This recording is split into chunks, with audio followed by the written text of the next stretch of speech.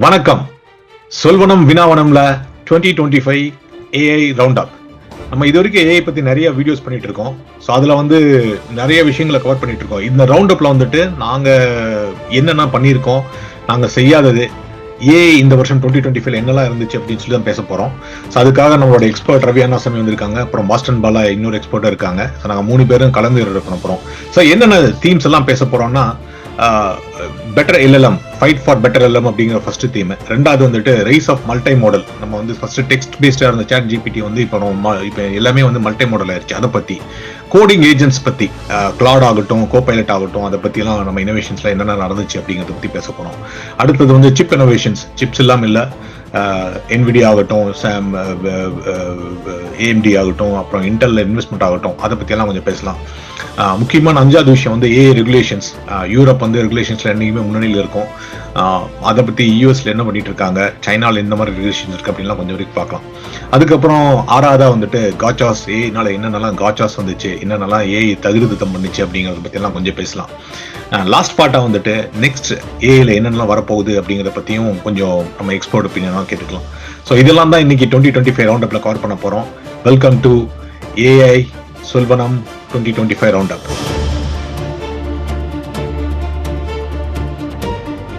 வாங்க ரவி, எப்படி இருக்கீங்க? வணக்கம், ரொம்ப நல்லா இருக்கேன். நீங்க எப்படி இருக்கீங்க தினேஷ்? அருமையா இருக்கும்.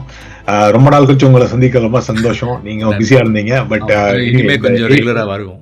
கண்டிப்பா ஏ ரவுண்ட் அப்ல ஃபர்ஸ்ட் ஒரு நம்ம தீமெட்டிக் பேஸா பேசினாலும் கூட ஃபர்ஸ்ட் நம்ம இண்டிவிஜுவலா ஆரம்பிச்சுக்கலாம். உங்களுக்கு ஏஐல 2025ல ஹையா இருந்தது என்ன? What is your high point in AI அப்படின்னு சொல்லிட்டு ஆரம்பிக்கலாம். ஃபர்ஸ்ட் நீங்க சொல்லுங்க ரவி. நான் 2 விஷயம் சொல்லுவேன். ரொம்ப ஆச்சரியப்பட்டு போனது அப்படின்னு சொன்னால் 3 விஷயம் சொல்லி ஆகணும். 3 விஷயம் ரொம்ப ஆச்சரியப்பட்டேன். அதாவது ஒன்று ஆடியோ வீடியோ மியூசிக் ஜென்ரேஷன் போன வருஷமே நல்லா இருந்தது. வீடியோ ஜென்ரேஷன் ஒரு புதிய தளத்துக்கு போச்சு. நான் போன ஒரு தடவை நம்ம கவர் பண்ணோம். என்னுடைய வீடியோஸ் பரிசம்னு ஒரு வீடியோ, ஒரு என்ஆசி தங்கமே 2 வீடியோ கொஞ்சம் பாருங்கள். வியோ 3ல ஒரு கம்ப்ளீட் மூவிக்கு ரியல் கேரக்டர்ஸ் வச்சு எடுக்கிற அளவுக்கு வியோ 3 முன்னேறிடுச்சு. இன்ஃபேக்ட் நான் அதை பண்ணி 3 மாதத்துக்கு மேலே ஆயிடுச்சு. அதுக்கப்புறம் வியோ 3 இம்ப்ரூவ் ஆகிருக்கு. ஸோ அது இம்ப்ரூவ்மெண்ட் இன் வீடியோ ஜென்ரேஷன். அப்புறம் நானோ பனானான்னு சொல்லிட்டு கூகுளில் புதுசாக பண்ணாங்க. அதுவும் அற்புதமான, அதாவது அது வெறும் இமேஜ் ஜென்ரேட்டர் மட்டும் இல்லை, நீங்கள் என்னத்தை காம்ப்ளெக்ஸ் திங்க சொன்னால் கூட அதை புரிஞ்சுட்டு ஏஜென்ட் மாதிரி திங்க் பண்ணி அதுக்கப்புறம் இமேஜை ஜென்ரேட் பண்ணுது. ஸோ அது ரெண்டுமே எனக்கு மிக அது அது அது ஒரு குறிக்கோள். 2வது ஏஜென்டிக் இது கோடிங் ஏஜென்ட்ஸ் பண்ணிகிட்டு இருக்கும்போது ஒரு கான்டெஸ்ட்டில் நான் பார்ட்டிசிபேட் பண்ணேன். ஆர்க் ஏஜிஐன்னு சொல்லிட்டு அடுத்த தளத்துக்கு எப்படி ஏஐ கொண்டு போகுதுங்கிறதுக்காக உலகளவிய ஒரு போட்டி அது. அந்த போட்டியில் நானும் பங்கேற்று 1200 பேர்கள் டீம்கள் பங்கேற்ற இடத்தில் 25வது இடத்தில் நான் வெற்றி பெற்று எனக்கு ஒரு சில்வர் மெடல் கொடுத்தாங்க. அதில் அதுக்கு சொல்யூஷன் கிரியேட் பண்ணுறதுக்கு நான் ஏஜென்ட்டை யூஸ் பண்ணேன். அதாவது கோடெக்ஸ் ஏஜென்ட், கிளாட் கோட் ஏஜென்ட்டை வச்சு, அதாவது அதை பற்றி நம்ம பின்னாடி பேசுவோம். பட் ஒரு தடவை சுருக்கமாக சொல்லிடுறேன். சாட்பாட் ஏஜென்ட்னா ஒரு கேள்வி கேட்டால் ஒரு பதிலை சொல்லும். கோடிங் ஏஜென்ட் அல்லது ஏஜென்டிக் ஏஐங்கிறது ஒரு செயலை செய்ய சொன்னால் முழுமையாக செய்து முடித்து திரும்பி வரும். அது ரொம்ப வேறு லெவலுக்கு கொண்டு போயிருக்காங்க. அது இந்த வருஷம் நான் எதிர்பார்க்கல. மார்ச்லேயே வந்துடுச்சு, அது ஜூன்லலாம் பெர்ஃபெக்ட் ஆகிடுச்சு. இப்போலாம் பயங்கர ஃபாஸ்ட்டாக வேறு பண்ணிட்டாங்க. ஸோ 3வது விஷயம் ரொம்ப நான் ஆச்சரியப்படுறது என்ன அப்படின்னா, இதற்கான செலவுகளை ரொம்ப குறைச்சிட்டாங்க. அதாவது ஸ்பீடும் பயங்கரமாக டெவலப் பண்ணிட்டாங்க. அதாவது இந்த ஏஐ டிப்ளாய் பண்ணுறதுல பல நுணுக்கங்களை கற்று அதை ஒருத்தருக்கு பரிமாறிக்கொண்டு பயங்கர வேகமாயிடுச்சு. ஸோ இந்த 3ஐயும், அதாவது multimodal video generation, image generation, agentic coding and agent development, application development and research, and 3வது cost cutting and for deployment. எப்படி cheap deployment of vast amount of AI. அந்த 3 பிரேக் த்ரூ இந்த வருஷம் எனக்கு பர்சனலாக ரொம்ப உலுக்கிடுச்சு என்னைய. ஃபென்டாஸ்டிக். நீங்க ஆர்ட் கோடிங்ல 25 பிளேஸ் அப்படிங்கிறது சாதாரண விஷயம் இல்ல. நம்ம எக்ஸ்பர்ட் அதை வாங்கினது சந்தோஷம், வாழ்த்துக்கள். இதை பார்த்து வாசகர்கள் நிறைய பேர் இந்த மாதிரி பார்ட்டிசிபேட் பண்ணணும், இன்னும் இது மாதிரி எல்லாம் கலந்துக்கணும் அப்படின்னு சொல்லிட்டு மேபி இதுல நம்ம நீங்க பண்ண கோடிங் நம்ம இன்னொரு எபிசோட பண்ணலாம். அந்த ப்ராப்ளம் என்னன்னு சொல்லி அதுக்கு எப்படி கோட் பண்ணோம் அதையும் சொல்லலாம். ஏன்னா அந்த ப்ராப்ளமே ரொம்ப அற்புதமான ப்ராப்ளம். கட்டாயம் பண்ணுவோம், நம்ம கூடிய சீக்கிரம். Super super. பாஸ்டன் பாலாஜி, நீங்க வாங்க. நீங்க வந்து ஏஐல வந்து உங்களோட பர்சனல் ஹை என்ன, நீங்க பார்த்து வியந்த பயந்த ஏஐ விஷயம் என்னன்னு சொல்லுங்க முதல்ல. நன்றி. பர்சனல் சந்தோஷம்னு சொன்னா, ஒரு இந்த கான்ஃபரன்ஸ்ல எப்பவுமே நம்ம என்ன கத்துட்டோங்கிறத 6 மாசத்துக்கு ஒரு தரம் ப்ரெசென்ட் பண்ணுவோம் மைக்ரோசாஃப்டோட கோட் கேம்ப்ல. அதுல வந்து இந்த வாட்டி அன்ஸ்ட்ரக்சர்ட் டேட்டா, நம்ம இப்போ பேசுற டிரான்ஸ்கிரிப்ட், அதுக்கப்புறமா மற்ற பல எல்லா விதமான இன்புட்ஸையும் எப்படி ஸ்ட்ரக்சர்ட் டேட்டா, சீக்வல் டேட்டாவோ மாங்கோடிபிலையோ எப்படி அது ரெண்டுத்தையும் பேச வைக்கிறது, அதை வந்து எப்படி ரியல் லைஃப் எக்ஸாம்பிள்ஸுக்கு யூஸ் பண்றதுன்னு சில விஷயங்கள்ல அலுவல்ல பண்ணதை புதுமைப்படுத்தி ப்ரெசென்ட் பண்ணது was a very satisfactory experience. ரொம்ப திருப்தியா இருந்தது. மக்கள் நிறைய பேர் வந்துட்டு இதை நாங்க நிஜமாவே இன்னைக்கே பயன்படுத்த முடியும், ரொம்ப உபயோகமா இருந்தது அப்படின்னு சொன்னது இன்னும் ஒரு நிறைவை தந்தது. அது தவிர இப்போ இது வந்துட்டு மக்கள் எல்லாம் சந்திச்சு என்ன பண்றீங்க ஏஐல நீங்க எப்படி யூஸ் பண்றீங்கிற போது ரெண்டு கருத்து முக்கியமா இருந்தது. ஒண்ணு வந்துட்டு ஒரு சாரார் வந்துட்டு சுத்த வேஸ்ட், இப்பெல்லாம் யாருமே யூஸ் பண்ண மாட்டாங்க, நான் இருக்கிறது ஃபார்மசி, நான் இருக்கிறது highly controlled compliance environment, finance, government அப்படிங்கிற மாதிரி அவங்க சொல்லிட்டு இல்லவே இல்லை, 5% தான் யூஸ் பண்றாங்க உலகத்துல அப்படின்னு ஒரு எம்ஐடி ரிப்போர்ட்டை சுட்டி காமிக்கிற ஒரு சாரார். இன்னொரு சாரார் வந்துட்டு என்ன சொல்றாங்க, இந்தியாவுக்கு முன்னாடி எல்லாம் இந்த வேலையை அனுப்பிச்சிருந்தோம், பயமா இருக்கும், personally identifiable information, social security நம்பர்லாம் கூட இந்தியாவுக்கெல்லாம் போகும், அவங்க ஸ்கிரைப் பண்ணி அனுப்புவாங்க, அதெல்லாம் நாங்க என்ன பண்ணிட்டோம், மல்டி ஏஜென்ட்டை வச்சு டிஜிட்டல் லேபர் ஒர்க் ஃபோர்ஸை கிரியேட் பண்ணிட்டோம், நாங்க ஆல்ரெடி பண்ணிட்டு இருக்கோம் அப்படின்னு இன்னொரு சாரார் சொன்னாங்க. ஸோ ரெண்டுமே விசித்திரமா இருந்தது. அதாவது உலகம் 20 ஆனதுங்கிற மாதிரி ஒரு பக்கம் பயன்படுத்தவே முடியாதுங்கன்னு பிடிவாதமா இருக்காங்க, இன்னொரு பக்கம் எல்லாம் அற்புதமா பயனாகுதுன்னு சொல்ற உலகம். சோ சுவாரஸ்யமா இருந்தது அது ரெண்டும். தினேஷ், எனக்கு வந்து நான் பயந்த வியந்த 2 விஷயத்த சொல்லுறேன். பயந்த விஷயம்னா வந்துட்டு நம்ம அதை பத்தி கொஞ்சம் டீப்பாவா பேசலாம். பட் நான் பயந்த விஷயம் என்னன்னா, ஓப்பன் சாட் ஜிபிடி வந்த பிறகு, ஓப்பன் ஏஐ சாட் ஜிபிடி வந்த பிறகு, ஆஹா அருமையான டெக்னாலஜி இருக்கே, நம்ம வந்து டெக்னாலஜி ரொம்ப முன்னால இருக்கோம் அப்படின்னு நினைச்சிட்டு இருந்தோம். யூஸ்வலா ஒரு டெக்னாலஜி வந்துச்சுன்னா அதை பின்பற்றி வரவங்க வந்து ஒரு வருஷம் 2 வருஷம் ஆகும். ஆனா டீப் சீக் வந்து அவங்களோட எல்எல்எம் மாடல் அறிவிச்ச பிறகு நான் நிஜமாவே பயந்துட்டேன், அசந்துட்டேன் நிஜமா பார்த்துட்டு. அதாவது ஒரு சைனீஸ் மாடல், அதுவும் இல்லாமல் open source model, open weightage model வந்துட்டு இந்த அளவுக்கு பெர்ஃபார்ம் பண்ண முடியும் அப்படின்னு சொல்லிட்டு எல்லாத்தையும் பீட் பண்ணிட்டு, அதாவது ஓப்பன் ஏஐ வந்து நம்மளுக்கு தெரிஞ்சுது, அதாவது இது வந்து ஒரு ரைட் ஃபிளாங்க்ல இருந்து வந்து கண்ணுக்கு தெரியாத பிளைண்ட் ஸ்பாட்ல இருந்து வந்த மாதிரி இருந்துச்சு. நம்ம வந்து எதிர்பார்க்கவே இல்லை. ஒரு சைனா மாதிரி ஒரு கண்ட்ரில இருந்து, அதுவும் அவங்களுக்கு வந்து இந்த அளவுக்கு சிப் டெக்னாலஜி எல்லாம் இல்லாத இடத்துல இருந்து திடீர்னு அதை அனௌன்ஸ் பண்ணி அது எல்லா மாடல்ஸும் ஓபன் பண்ணாங்க. அதன் மூலியமா வந்துட்டு நம்ம அவங்களோட மற்ற மாடல்ஸ் எல்லாம் பார்க்க ஆரம்பிச்சோம். ஸோ நம்மளுக்கு அப்பதான் நீங்க பாத்தீங்கன்னா ஏஐலயே பார்த்தீங்கன்னா யூஎஸ்ல இருக்கிற சயின்டிஸ்ட் எல்லாம் பாத்தீங்கன்னா நமக்குள்ளேயே பேசிட்டு நம்மளுக்குள்ளேயே ஏதோ டெவலப் பண்ணிட்டலாம். ஓப்பன் ஏவிஐ, கூகுள் அவங்களுக்குள்ளே பேசிட்டு இருந்தாங்க. அப்புறம் அமேசான் ஆகட்டும், இல்ல லாமா ஆகட்டும், மெட்டாவோட லாமா ஆகட்டும், அவங்கலாம் வந்துட்டு இருந்தாங்க. யாருமே வந்துட்டு இவங்க சைனீஸ் மாடல் வரோம் அப்படிங்கறது எதிர்பார்க்கவே இல்லை. ஸோ அந்த மாதிரி சமயத்தில் அவங்க அறிமுகப்படுத்தினது, அது எல்லாத்தையும் பண்ணது வந்து ஓரளவுக்கு பயந்த விஷயம் அப்படின்னு சொல்லலாம். பட் அதுதான் ஏஐ வார் அப்படின்னு சொல்லக்கூடிய, ஏஐ சிவில் வார் அப்படின்னு சொல்லலாம், இல்லை ஏஐ கோல்டு வார் அப்படின்னு சொல்லலாம். அது ஆரம்பிச்சதுக்கு முக்கியமான காரணம் வந்து அந்த டீப் சீக் மூமெண்ட் அப்படின்னு சொல்லலாம். நான் வியந்த 2வது விஷயம் வந்துட்டு, எனக்கு எப்பவுமே ஃபேவரட் என்விடியா வந்து இன்னைக்கு ஏஐல இருக்கிற எல்லா இம்ப்ரூவ்மெண்ட்ஸ்க்கும் ஒரு ஒன் ஆஃப் த பேக் போன்ஸ்ன்னு பார்த்தீங்கன்னா என்விடியா சிப்ஸ் தான். ஸோ இதில் என்ன பண்ணாங்கன்னா, இந்த பிகினிங் ஆஃப் தி இயர்ல வந்துட்டு ட்ரம்ப் வந்தோடனே அந்த சிப்புக்கு தடை விடிச்சாங்க. 800 சிப்ஸ்க்கு வந்து நீங்க எக்ஸ்போர்ட் பண்ணக்கூடாது தடை விடிச்சோன்னே, ஒரு 2 வாரத்துல அதை விட குறைந்த திறனோட சிப்ஸ் நான் உருவாக்கி கொடுக்குறேன் அப்படின்னு சொல்லிட்டு அந்த சைனா எக்ஸ்போர்ட்டை வந்து 2 வாரத்துல முடிவு பண்ணி கொடுத்தாரு. எனக்கு அந்த ஸ்பீட் அமேசிங்கா இருந்துச்சு. எலக்ட்ரானிக்ஸ் இன்ஜினியரிங் படிச்சிருக்கோம், நிறைய பேர் எலக்ட்ரானிக்ஸ் படிச்சவங்களுக்கு தெரியும், ஒரு சிப்பை வந்து அவ்வளவு சீக்கிரம் நீங்க ஃபேப்ரிகேட் பண்ணி அவ்வளவு சீக்கிரம் மாற்ற முடியாது. ஒரு குறிப்பிட்ட சிப்பை நீங்க கொண்டு வரதுக்கே வந்துட்டு ஒரு 6 to 8 months டைம் ஆகும். அப்புறம் அதை டெஸ்ட் பண்ணி இதெல்லாம் பண்றதுக்கு 1 வருஷம் ஆகும்.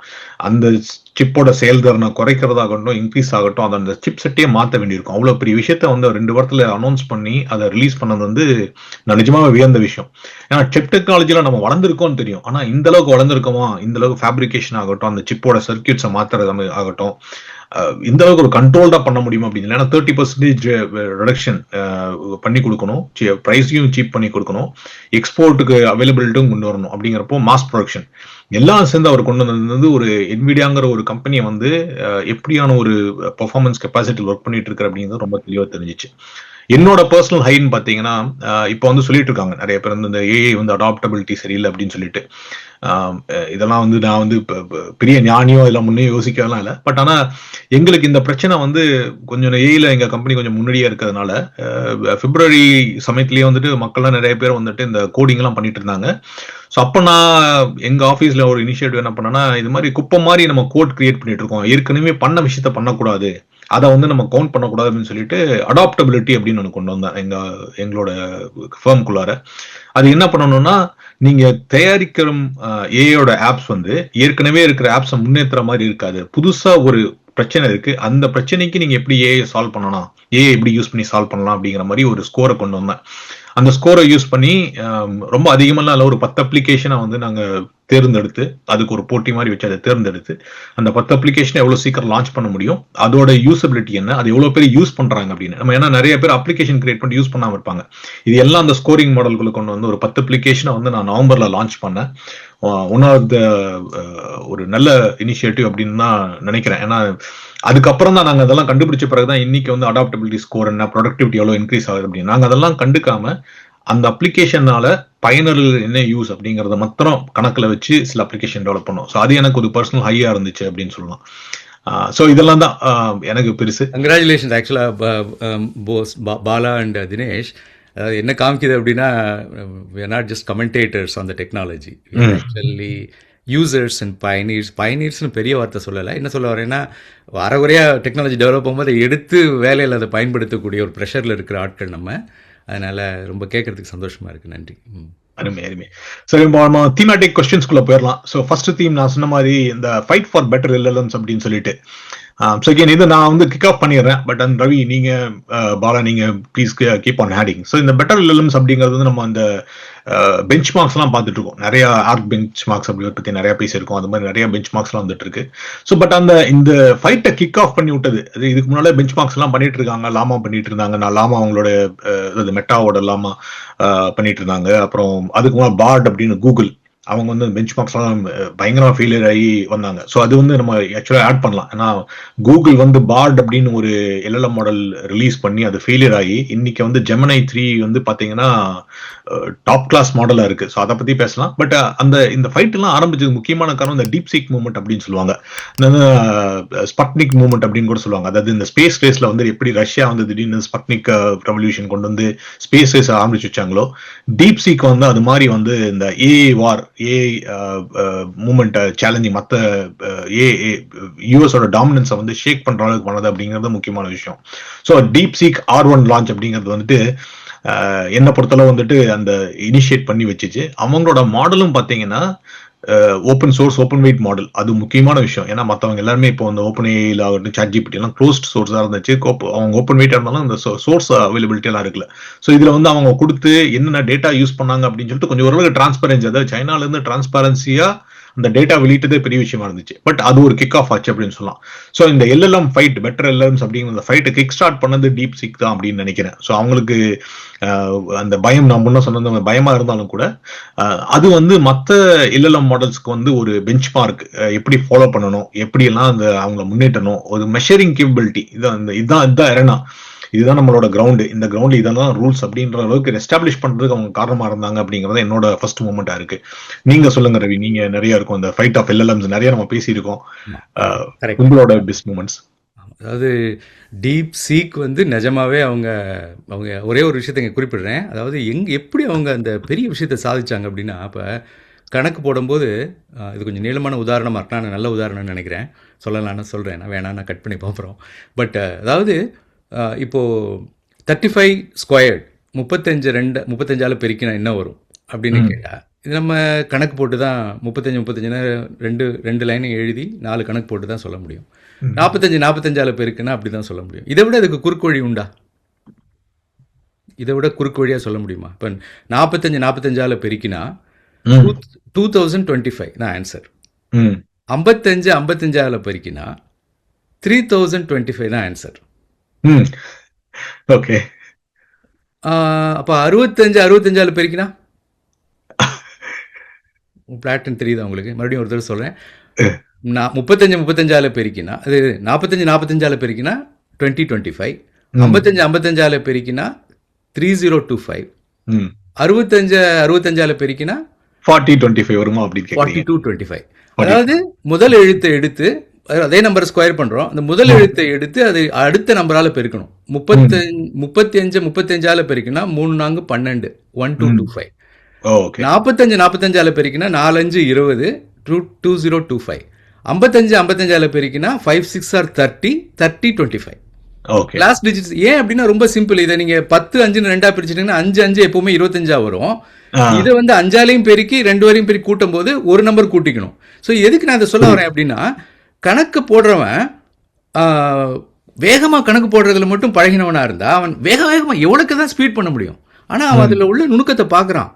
இந்த நம்பர்கள் எழுதி பார்த்து ஒரே நம்பரை 5ல் முடிகிற ஒரு நம்பரை டபுள் ஸ்கொயர் பண்ணும்போது அந்த எப்பவுமே லாஸ்ட் 225 தான் வருது. இந்த நம்பருக்கு ஒரு தொடர்பு இருக்கு அப்படிங்கிறத கண்டுபிடிக்கிறவன் இவன் பண்ணினதை விட 50 மடங்கு ஃபாஸ்டா பண்ண முடியும், மனக்கணக்கிலே பண்ண முடியும். இது எதுக்கு நான் அதை சொல்ல வரேன் அப்படின்னா, சைனாவில் உள்ள ரிசர்ச்சர்ஸில் பெரும்பாலான மக்கள் இப்போ இந்தியாவில் பார்த்தீங்கன்னா இப்போ ஐஐடிக்கு ப்ரிப்பேர் பண்ணுறாங்க பார்த்தீங்களா. ஐஐடிக்கு வந்து 10,000 பேர் 10 லட்சம் பேர் ப்ரிப்பேர் பண்ணுறாங்கன்னா அவங்களுக்கு 20,000 பேர் தான் சீட் கிடைக்கலாம். ஆனால் அந்த ப்ரிப்பேர் பண்ணுறவங்க எல்லாம் ஒரு ஐஐடியை நோக்கிய பயணத்தை தொடங்கிட்டாங்க. அதாவது உயர்ந்த அறிவை கண்டுபிடிக்கணுங்கிற வெறியில் அவங்கள அதுக்கு அடுத்த 25,000 பேருக்கு அவ்வளோ அறிவு இருக்குது. சைனாவில் இந்த மாதிரி மேத் காம்படிஷன்ஸ் மேத் கான்டெஸ்ட் ஒலிம்பியாடில் பங்கேற்கிறவர்கள் எண்ணிக்கை எனார்மஸ் எண்ணிக்கை. அப்போ அவங்க எல்லாத்துலேயும் வந்து கணக்கை வைத்து கணக்கீட்டை குறைப்பது எப்படி, அதாவது ஒரு உயர் உள்ளார்ந்த அர்த்தத்தை புரிந்து கொண்டால் கணக்கீடு குறைந்து விடுங்கிறது அவங்களுக்கு அடித்தளத்திலே இருக்குது. அதாவது ஆட் மோர் கம்ப்யூட்டர்னு போட மாட்டாங்க, அவங்க சிம்பிளிஃபை த அல்காரிதம்னு போவாங்க. அப்படி பண்ணி அவங்க என்ன பண்ணாங்க, டீப் சீக் பேப்பர்ஸ் எல்லாம் எடுத்து பார்த்தா அரண்ட போயிட்டாங்க. ஏன்னா அவங்க பயன்படுத்திருக்கிற விதம் எல்லாமே இந்த இடத்துல தேவையில்லாமல் என்ன பண்ணிட்டு இருக்கோம், இதுக்கு வேற வழி உண்டா, இதில் எங்கேயாவது ஒரு ஒழுங்கு இருக்கா, அதை வச்சு நம்ம கணக்கீடை சுருக்கிக்க முடியுமாங்கிறத வச்சு வச்சு வச்சு அல்காரிதம் டெவலப்மெண்ட்டை வச்சு டிப்ளாய்மெண்ட்டில் எல்லா லெவல்லையும் பண்ணி அவங்க அந்த டீப் சீக் வந்து ஒரு புது தளத்தை உருவாக்கினாங்க. அது ஒரு பெரிய இது. அதை ஃபாலோ பண்ணி அதே சமயத்தில் O3 வந்து நான் சொல்லுவேன், ஓப்பன் ஏஐ வந்து என்ன பண்ணாங்க, போன வருஷம் O1 அப்படின்னு ஒன்று ரிலீஸ் பண்ணியிருந்தாங்க 2024. அதுதான் முதல்ல வந்து, அதாவது இன்னொரு சுருக்கமாக சொல்லணும்னா தோன்றுவதை சொல்லு அப்படிங்கிற எல்லாம் இருந்தோம் போன வருஷம் 2023. சொல்லி சரிபார் அப்படிங்கிறதுக்கு O1, அதாவது சிந்தித்து பதில் சொல் அப்படிங்கிற ரீசனிங் எல்எல்எம்க்கு மாறணும். அதை அவங்க என்ன பண்ணிட்டாங்க, டிஸ்டில் பண்ணி நல்லவற்றையே சிந்தித்து சொல்லு, அதையும் சரிபார்த்து சொல்லுங்கிற மாதிரி அதையும், அதாவது அந்த results of O1 they used to train a new model called O3. அது முதல்ல ஜென்ரேட் பண்ணுறதே ஒழுங்காக இருக்கும், ஓரளவுக்கு ஒழுங்காக இருக்கும், பெருமளவுக்கு ஒழுங்காக இருக்கும். அதுக்கப்புறம் அது சிந்தித்து வேற பதில் சொல்லுது. அதனால தான் இப்போ பார்த்தீங்கன்னா speed of these LLMs are so fast and accuracy is also very good. இந்த ஹாலுசினேஷன்ற வார்த்தையெல்லாம் இப்போ யாரும் சொன்னால் வந்து அவங்க ஏதோ பழைய எல்எல்எம் எங்கேயோ தனியாக லேப்டாப்பில் யூஸ் பண்ணாங்கன்னு அர்த்தம். ரொம்ப கம்மியாகிடுச்சு ஹாலுசினேஷன், அதாவது அட்லீஸ்ட் பொதுவான வெளியில் உள்ள விஷயங்களுக்கு ரொம்ப கம்மியாயிடுச்சு. அது வந்து O3யோடைய ஒரு பெரிய அற்புதமான பிரேக் த்ரூவாக சொல்கிறேன். அடுத்து நீங்கள் இல்ல O3 பத்தி நீங்க சொன்னப்போ வந்து அதுல இன்னொரு அடிஷனல் சொல்லிக்கலாம். இந்த திங்கிங் மாடல் அப்படிங்கறது வந்து அதுக்கும் டீப் சீக் தான் காரணம். நீங்க பாத்தீங்கன்னா அந்த திங்கிங் மாடல் வந்து கம்யூனிட்டி ஆஃப் எக்ஸ்பர்ட்ஸ் அப்படின்னு சொல்லிட்டு இப்ப சொல்லிட்டு இருக்காங்க. அந்த எக்ஸ்பர்ட் கம்யூனிட்டி அந்த 3 LLMs வந்து இது பண்றதெல்லாம் வந்து பார்த்தீங்கன்னா டீப் சீக் என்ன பண்ணணும்னா அந்த டீபக்கிங் இன்ஃபர்மேஷன் அந்த திங்கிங் இன்ஃபர்மேஷன் வந்து அவங்க வெளியிட்டாங்க. ஸோ அதுக்கப்புறம் பார்த்தீங்கன்னா அதுக்கு முன்னாடி நீங்கள் ChatGPT-லாம் நீங்கள் கேள்வி கேட்டீங்கன்னா அந்த பதில் மட்டும் தான் சொல்லணும், அதோட திங்கிங் ப்ராசஸை காட்டாது. இப்போ இருக்கிற எல்லா LLMs-ம் அதாவது சேட் பாட்ஸ் எல்லாம் பார்த்தீங்கன்னா அது வந்து அந்த திங்கிங் பவரை காட்டுது. அதனால தான் நம்மளால எல்லாம் பண்ண முடியுது அப்படின்னு சொல்லலாம். ஸோ இதில் ஏன் நான் அதுக்கு சொல்றேன்னா, நீங்கள் நம்ம கிராக்கை பற்றி நம்ம ஒன் ஆஃப் த சொல்வனத்தில் அருமையாக போன ஒரு இது பார்த்தீங்கன்னா கிராக் தான். நம்ம கிராக்கை பற்றி பேசுகிறப்ப வந்துட்டு இதே மாதிரி ரொம்ப லேட்டாக ஆரம்பிச்சாங்க. ஆனா இது எனக்கு என்னன்னா 2 வருஷத்துல ஒரு LLM மாடலை வந்து அவங்க கிரியேட் பண்ணது மட்டும் இல்லாம அது வந்து ஒரு சமயத்துல இப்போ வந்து அஃப்கோர்ஸ் லைக் எவ்ரி வீக் வந்து மாறிட்டே இருக்கும். ஆனா அவங்க ரிலீஸ் பண்றப்போ ஒரு அட்லீஸ்ட் ஒரு மாசத்துக்கு அவங்க லீட்ல இருந்தாங்க. இந்த கிராக் 3ல இருந்து கிராக் 4 போனப்போ வந்துட்டு அது ஒரு அருமையான கிராக் மூமெண்ட் நினைச்சேன். ஏன்னா அது வரைக்கும் வந்து சாட் ஜிபிடி வந்து ஓப்பன் ஏஐ வந்துட்டு அன்பீட்டபிள் பொசிஷன்ல இருந்துச்சு. அதுக்கப்புறம் பாத்தீங்கன்னா எல்லாருமே வந்து லாமா அண்ட் கூகுள் தான். ஆக்சுவலா லாமா கூட கொஞ்சம் பின்னால இருந்துச்சு. கூகுள் தான் வந்து அடிச்சு பிடிச்சு வந்துட்டு இருந்தாங்க. ஜெமினை 1, 2 ரிலீஸ் பண்றாங்க. பாட்ல வாங்கின அடி வந்து சுந்தர் பிச்சை பத்தி அதை பத்தி நம்ம தனியா பேசலாம். நீங்க அதை பத்தி நிறைய பேச போறீங்கன்னு நினைக்கிறேன். அவர் பண்ண இன்வெஸ்ட்மெண்ட் ஆகட்டும், கூகுள் அதை சொன்னாங்க, ஒரு மேல ஒரு மேலிடத்தை தக்க வைக்கிற என்னெல்லாம் பண்ணணுமோ எல்லாமே பண்ணிட்டு இருக்காங்க. அதுவும் வந்துட்டு with ethically they are maintaining அப்படின்னு தான் சொல்ல முடியும். ஸோ அந்த மாதிரி ஒரு சிச்சுவேஷன்ல வந்து கிராக் வந்தது வந்து எனக்கு அந்த முக்கியமான விஷயமா பட்டுச்சு.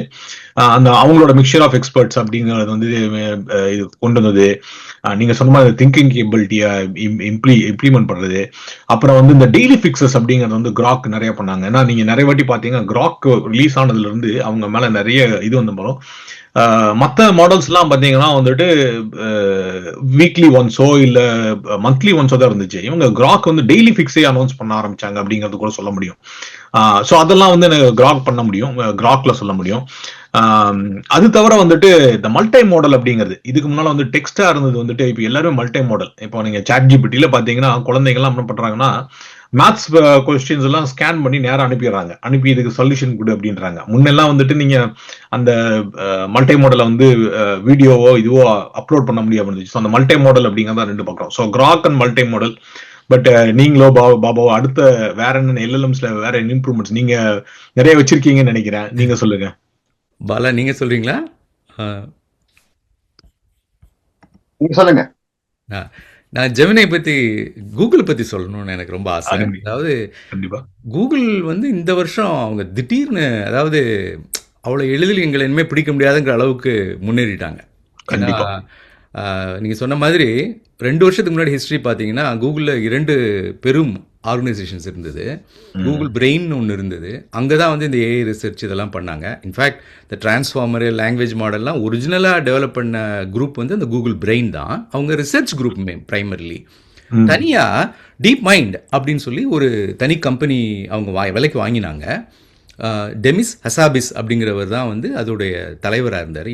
யங் மேன், பெரிய செஸ் பிளேயர், செஸ்ஸில் கிராண்ட் மாஸ்டராக இருந்தவர். திடீர்னு செஸ்ஸை விட கம்ப்யூட்டிங் தான் எனக்கு முக்கியம்னு சொல்லி ஒரு கம்ப்யூட்டர் கேம் கம்பெனி ஆரம்பித்து கேம் ப்ரோக்ராமிங்லாம் எழுதி அதில் நிறைய பணம் பண்ணி போய் பயாலஜி கற்றுக்கணும்னு சொல்லி பிரெயின் சயின்ஸை நியூரோ சயின்ஸு கம்ப்யூட்டர் சயின்ஸ் ரெண்டுலேயுமே பிஹெச்டி வாங்கி யங் மேன் இப்போது 40 வயசு தொற்றுப்பார்னு நினைக்கிறேன். அவர் வந்து டீப் மைண்டுன்னு ஒரு கம்பெனி ஆரம்பித்து அதுக்கப்புறம் ஒரு 5-6 வருஷத்தில் $400 மில்லியன் $500 மில்லியன் அது கூகுள் வாங்கினாங்க. அந்த கம்பெனி டாப் ஆஃப் த ரிசர்ச்சில் இருந்தாங்க அவங்க. ஆனால் வந்து அவங்களுடைய ரிசல்ட்ஸை கூகுளுக்குள்ளேயே அவ்வளோ பயன்படுத்தலை. அதாவது ரிசர்ச் அட்வான்ஸ் ரிசர்ச் ஆக மாதிரி வச்சுருந்தாங்க. எப்போ ஓப்பன் ஏஐ வந்து அடிதடி பண்ணி முன்னாடி கொண்டு வந்த உடனே கூகுளுக்கு பாடுன்னு ஒன்று வந்து இந்த கூகுள் பிரெயின்லேருந்து ரிலீஸ் பண்ணாங்க. இல்லை, ஏன்னா அவங்க ரிலீஸுக்கும் ரெடியாக இல்லை, டெஸ்டிங்க்கு ரெடியாக இல்லை, அட்வான்ஸ் ரிசர்ச்சுக்கும் ரெடியாக இல்லை.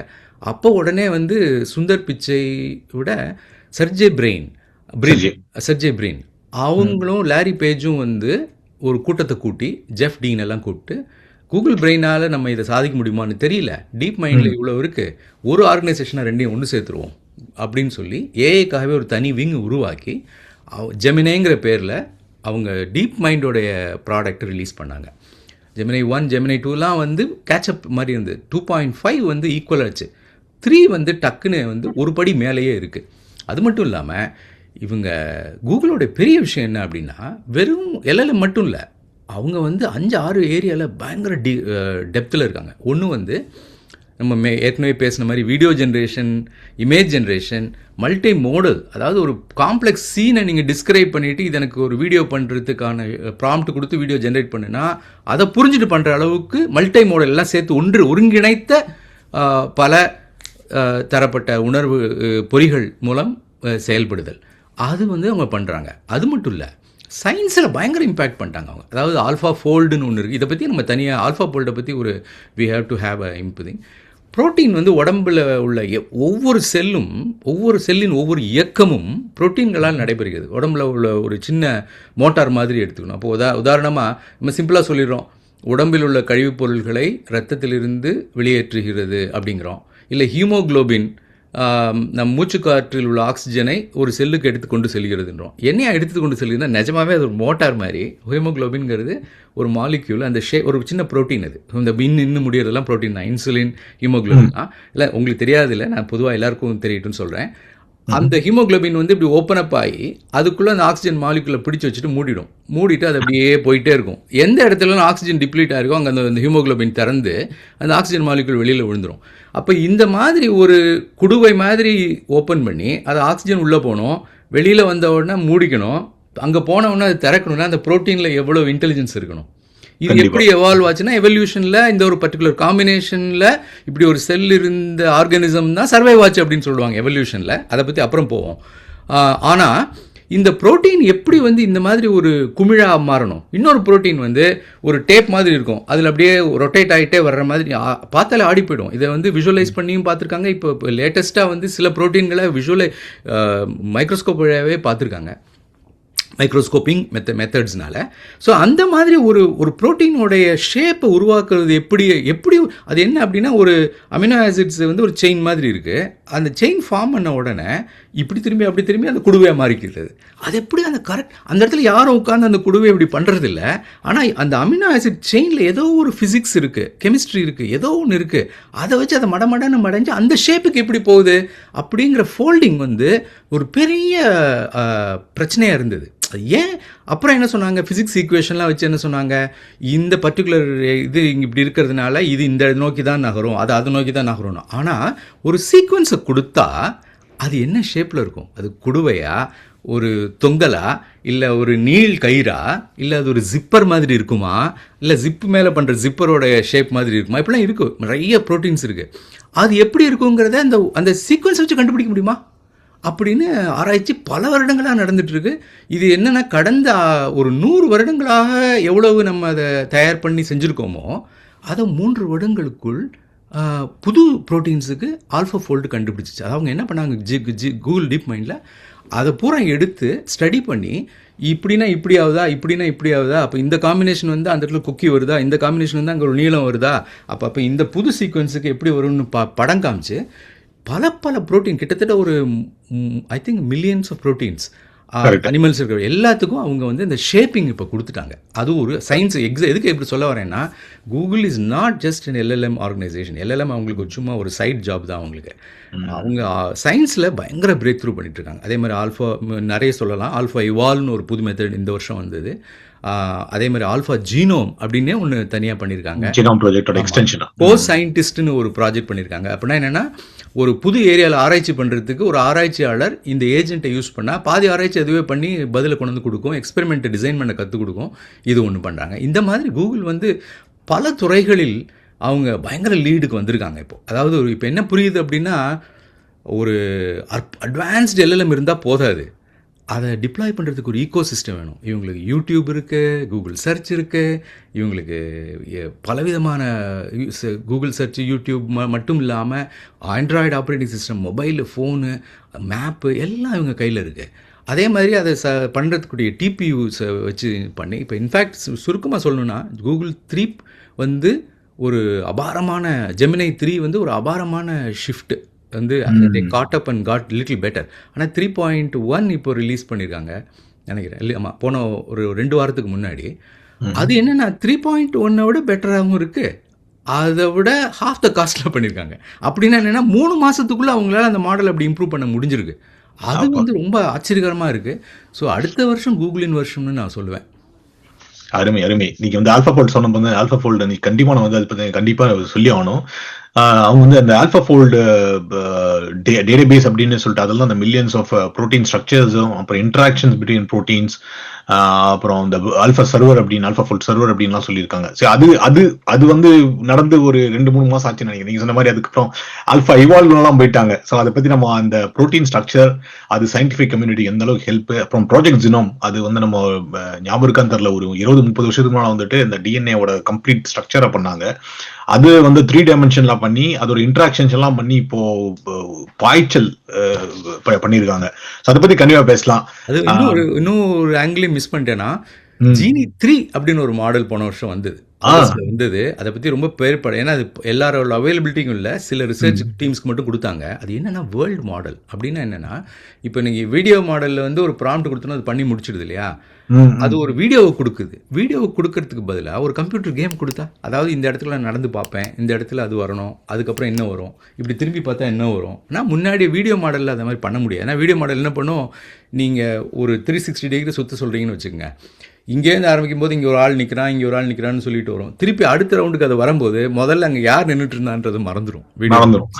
ஜீனி 3 என்ன பண்ணுது அப்படின்னா, வேர்ல்டு மாடலை கிரியேட் பண்ணி அங்கங்கே இந்த ஆள் சிச்சுவேட் ஆகிருக்கான், இங்கேருந்து இவன் நகர்ந்தான்னா இங்கே திரும்பி பார்க்கும்போது இவன் என்ன சிறுசாக தெரிவானா பெருசாக தெரிவானாங்கிறத ஒரு வீடியோ கேம்ஸை வந்து ப்ரோக்ராம் பண்ணி வச்சதுலேருந்து இவங்க லேர்ன் பண்ணி ஃபிசிக்ஸை லேர்ன் பண்ணிடுச்சு ஜீனி 3. அதனால ரொபாட்டிக்ஸு அடுத்த வருஷம் வந்து நீங்கள் robotics, Google robotics will be very amazing, number 1. அடுத்தது கூகுள் வந்து இது மட்டும் இல்லை, வெதர் ப்ரெடிக்ஷனில் பயங்கர ஃபோர்காஸ்ட். நவம்பரில் ஒரு மாடல் ஒன்று பண்ணாங்க, வெதர் நெக்ஸ்ட் அப்படின்னு சொல்லிட்டு. அதெல்லாம் வந்து அடுத்து எங்கே மழை பெய்ய போகுது, எந்த இடத்துல புயல் வரப்போகுது, அது மாதிரி ஃபுல் கூகுள் எர்த்தை வந்து 7 லெவலில் எர்த்தோட அட்மாஸ்பியரில் என்னெல்லாம் இருக்குங்கிறத ஒரு சின்ன டேட்டா மாடலுக்குள்ளே கொண்டு வந்து கொடுத்துட்டாங்க. அதாவது அட்மாஸ்பியரிக் ரிசர்ச்சர்ஸ் வந்து காம்ப்ளெக்ஸ் கால்குலேஷன்லாம் போடாமல் வெறும் இந்த மாடலை கேட்டாலே அதை சிமுலேட் பண்ணி கொடுத்துரும். ஆல்ஃபா எர்த்துன்னு பேர் இதுக்கு. இதெல்லாம் வந்து அவங்க தனி லெவல், அதாவது என்ன சொல்ல வருது, ரிசர்ச்சர்ஸும் ரொம்ப இருக்காங்க அவங்கள்ட்ட, நிறைய கண்டினியூட் இன்வெஸ்ட்மெண்ட் பண்ணிட்டு இருக்காங்க. அந்த கேப் தெரியுது. அதாவது 30 வருஷ கம்பெனி அது இல்லையா, 2006 ஆரம்பித்தாங்க, 95 ஆரம்பித்தாங்க, 96 30 வருஷ கம்பெனி. இவங்கெல்லாம் 3 வருஷ கம்பெனி. அந்த டிஃப்ரென்ஸ் தெரியுது. கண்டிப்பா. ஸோ இப்போ நீங்கள் மல்டி மாடல் பற்றி பேசிட்டோம். நம்ம அந்த எல்எல்எம்ஸ் பற்றி பேசுகிற பொழுதே மல்டி மாடல்ஸ் பேசிட்டோம். அதில் வந்து குறிப்பாக வந்துட்டு VO3 மூமெண்ட் பேசிட்டு இருந்தோம், நானா பனானா மூமெண்ட். ஸோ அதை பற்றி கொஞ்சம் சொல்லுங்களேன். இந்த மல்டி மாடலில் வந்துட்டு இந்த ஜிப்லி, அதாவது இன்னொரு விஷயம் என்னன்னா, இந்த சயின்டிஃபிக் இது வர்றப்போ வந்துட்டு மக்களையும் எக்ஸைட்டாக வச்சிருந்தாங்க. ஃபார் எக்ஸாம்பிள் இந்த ஜிப்லி இமேஜஸ் வந்தப்போ எல்லாரும் ஜிப்லி இமேஜஸ் பண்ணிட்டு இருந்தாங்க. இன்னைக்கு வரைக்கும் இந்த VO3 ரிலீஸ் பண்ணதான் பாவம் நம்ம ராஜராஜ சோழன்ல இருந்து பிச்சைக்காரன் வரைக்கும் எல்லாத்தையும் அவங்க ஜென்ரேட் பண்ணி தள்ளிட்டு இருக்காங்க. ஸோ அது ஒரு தமாசா, ஒரு பொழுதுபோக்கு அம்சமா அது என்டர்டெய்னிங்கா வச்சுட்டாலும் கூட அதை வச்சு நிறைய நல்ல விஷயங்களும் நடந்துட்டு இருக்கு. ஸோ அதுல இருந்து அங்க ரிலீஸ் பண்ணி இந்த VO3க்கு அப்புறம் வந்து Zoro 2 அப்படின்லாம் வந்துருக்கு. ஸோ அதை பத்தி அந்த டெவலப்மெண்ட் பேசிட்டு அடுத்த சப்ஜெக்ட் நம்ம போயிடலாம். ஐ திங்க் வந்து Zoro 2 வந்தபோது பெருசாக இருந்தது, ஆனால் அது VO3 கேப்சர் பண்ணிட்ட மாதிரி தான் தெரியுது. அதில் மக்கள் பெரும்பாலானோர் பயன்படுத்த ஆரம்பிச்சிட்டாங்க. அதாவது தமிழ்லேயே இப்போ பார்த்தீங்கன்னா இந்தியாவில் வந்து ஏஐ பயன்பாடு எக்கச்சக்கமாக ஆகிடுச்சு. அதில் சோஷியல் மீடியாவில் சில ப்ராப்ளம்ஸ் இருக்குது. நான் ஃபார் எக்ஸாம்பிள் சொல்கிறேன் பாருங்கள். ரொம்ப ஃபார் எக்ஸாம்பிள் இந்த ஷாக்கிங் வீடியோஸு, ஒரு ஓல்டு தின் மேன் இருப்பார், அவர் பெரிய ரெஸ்லர் தரப்பான், அவன் வந்து ஒரு மிரட்டி அடிப்பான், அவர் வந்து பணிஞ்சு அப்புறம் திடீர்னு தைரியம் வந்து அப்படி தூக்கி அவனை சுரட்டி கீழே அடிக்கிற மாதிரி ரியலிஸ்டிக்கு. அதே மாதிரி இவங்க எல்லாம் நின்று வேடிக்கை பார்த்துட்டு இருப்பாங்க. ஒரு மலைச்சாரலில் ஒரு மங்கி அங்கே வரும், அது வந்த உடனே அது கையில் ஒரு அம்பரெல்லா கொடுத்தோன்னே கிராஸ் பண்ணி போகாது, எல்லாரும் அனுமாரி இப்படி தான் லங்கைக்கு போனாரான்ட்டானுங்க. அது மாதிரி அதே மாதிரி இது வந்து இது ஒரு பிரெயின் ராட்னு ஒரு பக்கம் சொல்லுவாங்க. அதாவது மூளை கெட்டத்தனமாக இனத்தையோ பண்ணிவிட்டு இல்லை பயன் இல்லாது. ஆனால் அதில் ஒரு ஃபன் எலிமெண்ட்டு. இப்போ ஃபார் எக்ஸாம்பிள் இளையராஜா வந்து தன்னுடைய இதையோ பேரையோ கூட அனாவசியமாக பயன்படுத்தாதீங்க, தேவையில்லாதெல்லாம் சொல்லி எதுக்கு, ஏன்னா அவர் பேரை போட்டால் நிறைய பேர் கிளிக் பண்ணி பார்க்குறாங்க அப்படின்னு வச்சு நிறைய பேர் அதை பயன்படுத்திட்டு இருந்தாங்க. அது அடுத்த லெவலுக்கு போய் இப்போ என்ன பண்ணுறாங்க, அவருடைய பழைய ஃபோட்டோக்கள்லாம் எடுத்து, அவர் ஸ்டூடியோவில் இருந்த ஃபோட்டோலாம் எடுத்து ஒரு ஃபோட்டோலேருந்து அப்படியே ஒரு இன்னொன்றுக்கு மார்ஃபார மாதிரி, அப்படி நடந்து போகிற மாதிரி, அதெல்லாம் நடந்து போகிற மாதிரி. அது மட்டும் இல்லாமல் ஒரு பூவே செம்பூவே ஏதோ ஒரு பாட்டுன்னு நினைக்கிறேன், ஜேசுதாஸ் வந்து மைக் முன்னாடி நின்றுருக்காரு, இளையராஜா வந்து ஃப்ளூட் எடுத்து அதோட ப்ரீலோட வாசித்து முடிச்சுட்டு ஜேசுதாஸ் பாட அப்படிங்கிறாரு, அவர் வந்து அதை பாடி முடிக்கிறாரு, நடுவில் உள்ள வயலின் இளையராஜா வாசிக்கிறாரு. அது அப்படியே நல்லா பண்ணியிருக்காங்க.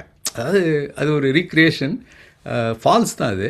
அது ஒரு என்ன சொல்லி, இப்படி இருந்தால் இப்படி இருந்திருக்குமோ அப்படிங்கிற கற்பனை தானே, மனக்கற்பனை வெளில கொண்டு வராங்கன்னு கூட வச்சுக்கலாம். நான் அவரை அதை பார்த்தா கடுப்பாக இருக்குன்னு நினைக்கிறேன். பட் எதுக்கு சொல்ல வரேன்னா, ஒரு பயங்கர பூம் வந்திருக்கு. அதாவது அனிமேட்டட் வீடியோ, ஜென்ரேட்டட் வீடியோ, என்ன வேணால் யார் வேணால் பண்ணலாம். ஒரு ஃபோட்டோ தூக்கி போட்டு அதுலேருந்து இமேஜை வீடியோவை மாற்றிடலான்னு. ஆனால் இதில் நிறைய பிரச்சனைகளும் இருக்குது. இப்போ என்ன பண்ணுறாங்க, உதாரணமாக இப்போ ஒரு பேச்சுக்கு சொல்ல வரேன், ஒரு பெருந்தலைவர் ஒருத்தர் பேசினதாக அப்படியே வந்து நீங்கள் டைப் பண்ணதை அந்த வாய்ஸில் பேச முடியும். ஸோ அடுத்த வருஷம் வந்து குழப்பங்களில் வருஷமாகவும் மாறும். ஏன் அப்படின்னா, இப்போ நமக்கு பிடிக்காத அரசியல் தலைவர் வேணும்ன்ட்டே தப்பான விஷயங்களை சொல்கிறோம். இப்போ வந்து ஜோக்கா அவர் தப்பாக சொல்கிற மாதிரி சொல்லி போட்டுட்ருக்காங்க. அவர் வேணும்ன்ட்டே தப்பான விஷயங்களை அவரே சொன்னதாக உண்மைக்கு அருகில் ஆனால் வந்து விஷமத்தனமாக பண்ண முடியும். அதை பண்ணிடுவாங்க. ஏன்னா வந்து மக்கள் எல்லாம் எப்படி தப்பாக யூஸ் பண்ணுறதுன்னு யோசிக்கிறதுக்கு ஆள் இருக்காங்க. அதை எப்படி பயன்படுத்திக்க முடியும் அப்படின்னு சொல்லிட்டு. In fact most of the media have been abuse to get into power. ஏன்னா நீதியும் நேர்மையும் நியாயத்தையும் பேசினா உணர்ச்சி தூண்ட முடியாது, அதில் அறிவு தான் தூண்ட முடியும். ஆனால் கூட்டம் சேர்க்க முடியாது. அதனால் கூட்டம் எப்போ சேர்க்கணும்னு முடியுமோ அப்போ வந்து நீங்கள் எப்படியாவது ஒரு உணர்ச்சியை தூண்டி ஆகணும். அப்படிங்கிற உணர்ச்சி எப்போ தூண்டுறீங்களோ அறிவை மழுக்கி ஆகணுங்கிற மாதிரி தான். அதனால தான் மீடியா டெவலப் ஆகிறதே வந்து உண்மையிலே பார்த்தா அறிவுக்கு ஒரு விதத்தில் அறிவு பெருக்கத்துக்கு உதவுமே தவிர அறிவின் ஆழத்துக்கும் சரிபார்த்தலுக்கும் அது தனி திறமை வேண்டியிருக்கிறது. அதை பற்றி நீங்கள் போக வேணாம் நம்ம. ஆனால் next year will be a place where so many abuse of animated video will be generated. For example, ஒரு ஆளோட ஃபோட்டோவை போட்டு அதுலேருந்து ஒரு அனிமேட்டட் வீடியோ பண்ணுறதுல எவ்வளோ பெரிய அயோக்கியத்தனம்னா, இப்போ எங்கள் அப்பா ஃபோட்டோ கிடைக்குதுன்னு வச்சுங்க யாருக்காது, அவர் வந்து எனக்கு வீடியோ மெசேஜ் அனுப்புகிற மாதிரி எனக்கு உடனே பணம் அனுப்புடான்னு கேட்டுட்டு இது மாதிரி க்ரியேட் பண்ணிடலாம். எனக்கு வந்தால் அந்த பதட்டத்தில் நான் வந்து உடனே அனுப்பிச்சிட்டு சரி அப்புறம் கேட்போம், இவ்வளோ தானே கேட்குறாருன்னு சொல்லிட்டு அனுப்பிடுவோம் முதல்ல. அந்த அளவுக்கு அப்யூஸ் வந்து நிறைய வரப்போகுது. இது வந்து கூகுள்லாம் வந்து இந்த டெக்னாலஜி 2 வருஷத்துக்கு முன்னாடியே அரைகுறையாக வச்சுருந்தாங்க, ரிலீஸ் பண்ணாமல் வச்சுருந்தாங்க. ஏன்னா இதில் பெரிய பதட்டங்கள் வரும் அப்படின்னு சொல்லி. ஆனால் வந்து இந்த போட்டியின் காரணமாக எல்லாரும் அந்த தளர்த்தி இப்போது ஓரளவுக்கு கண்ட்ரோல் வைக்க ட்ரை பண்ணுறாங்க. ஆனால் இப்போ மவனை நீ பார்த்துக்கோன்னு நம்ம கடைசியில் நம்ம தலையில் பழிய போட்டாங்க. நீ பார்த்துக்கோ, நீ காப்பாற்றிக்கோன்னேங்கிற மாதிரி. அதனால் இது சைனீஸ் மாடல்ஸ்லாம் வேறு ரொம்ப லேக்ஸாக தான் இருக்காங்க. அதை பற்றி அவங்களுக்கு கவலையே இல்லை. அவங்க இந்த டெக்னாலஜி வேன்லாம் வீடியோலாம் எதை வேணால் வச்சு என்ன தோணா ஜென்ரேட் பண்ணலான் இருக்கு. கிராக்கும் கிட்டத்தட்ட அப்படி தான் பண்ணிகிட்ருக்காரு அவர். அதனால் இது வந்து எங்கேயோ ஆரம்பிச்சு எங்கேயோ போயிட்டேன். ஆனால் வந்துட்டு இந்த இந்த ஆடியோ மல்டி மாடல்ங்கிறது வந்து பவர்ஃபுல். அது வந்து பல விதங்களில் பயனளிக்கும். ஆனால் பொதுவாக ஓவராலாக வந்து ஒரு நெகட்டிவ் ட்ரெண்டு தான் எனக்கு தோணுது. ஏன்னா சிந்திக்கும் திறனை காட்சி வந்து உணர்ச்சியை தூண்டுமே தவிர அறிவை தூண்டாது. அறிவை தூண்டணும்னா கண்ணை மூடி யோசிச்சா தான் அறிவை தூண்ட முடியும். எழுத்து, படிக்கிறது, பேசுகிறது, இதில் தான் அறிவு தூண்டப்படுகிறது. இந்த காட்சியை கவனிப்பதில் இது எல்லாமே வந்து பின்தள்ளப்படுகிறது. அதனால் பொதுவாக ப்ராட் ப்ரஷ் ஸ்ட்ரோக்கில் பார்த்தீங்கன்னா இமேஜ் ஜென்ரேஷன், வீடியோ ஜென்ரேஷனை பயன்படுத்துறது வந்து ஒரு பெரிய வீழ்ச்சி ஆக மாறக்கூடும் அப்படி சொல்கிறேன். பார்க்கலாம். கண்டிப்பா நல்ல விஷயம். ஸோ அடுத்தது வந்து நம்ம டெவலப்பர்ஸ் எல்லாமே பயப்படுற ஒரு விஷயம், அதாவது தேர்ட் தீமேட்டிக்ல போனாங்க இந்த கோடிங் ஏஜென்ட்ஸ் அப்படின்னு சொல்லக்கூடியது. ஸோ அதுல பாத்தீங்கன்னா முன்ன வந்து இன்னைக்கு வரைக்கும் பாத்தீங்கன்னா கிளாடெல்லாம் வந்தா கூட கோபைலட் வந்து இன்னும் தக்க வச்சுட்டு இருக்கு, அந்த இடத்த தக்க வச்சுட்டு தான் இருக்கு. ஸோ பாஸ்டன் பாலாஜி, நீங்க வந்து கோபைலட் அதிகமாக யூஸ் பண்றவரு, மைக்ரோசாஃப்டோட அந்த கோடிங் ஏஜென்ட்ஸ் அதோட வளர்ச்சி எப்படி பாக்குறீங்க? நிச்சயமா. இவர் சொன்னதுல இருந்தே ஆரம்பிக்கலாம், ரவி சொன்னதுல இருந்தே ஆரம்பிக்கலாம். ரவி ரொம்ப அழகா அந்த ஆபத்தை சொன்னாரு. அதுக்காக மைக்ரோசாஃப்ட் ஃபர்ஸ்ட் என்ன பண்ணியிருக்காங்க, இப்போ என்ட்ரா ஏஜென்ட் ஐடின்னு அப்படின்னு ஒண்ணு கொடுக்குறாங்க.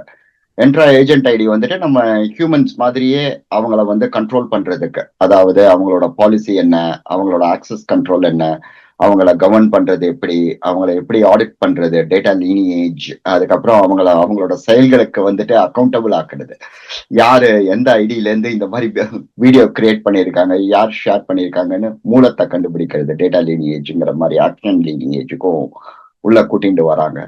ஸோ இது வந்து நான் ரொம்ப முக்கியமா பாக்குறேன். ஏன்னா நம்ம ஈஸியா நம்ம இப்போ ஏஜென்ட்டை யார் வேணா எங்க வேணா டிப்ளாய் பண்ணிடலாம்.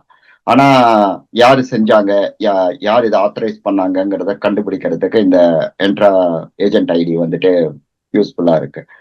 அது தவிர நம்ம எல்லாருமே நீங்க சொன்ன மாதிரி ஓப்பன் ரவுட்டரா இருக்கட்டும், இல்ல கர்சரா இருக்கட்டும், இல்ல கோபைலட் ஸ்டுடியோவா இருக்கட்டும், எல்லா விதமான மாடல்ஸுக்கும் ஆக்சஸ் கொடுத்திருக்காங்க. கிளாட்ல ஆரம்பிச்ச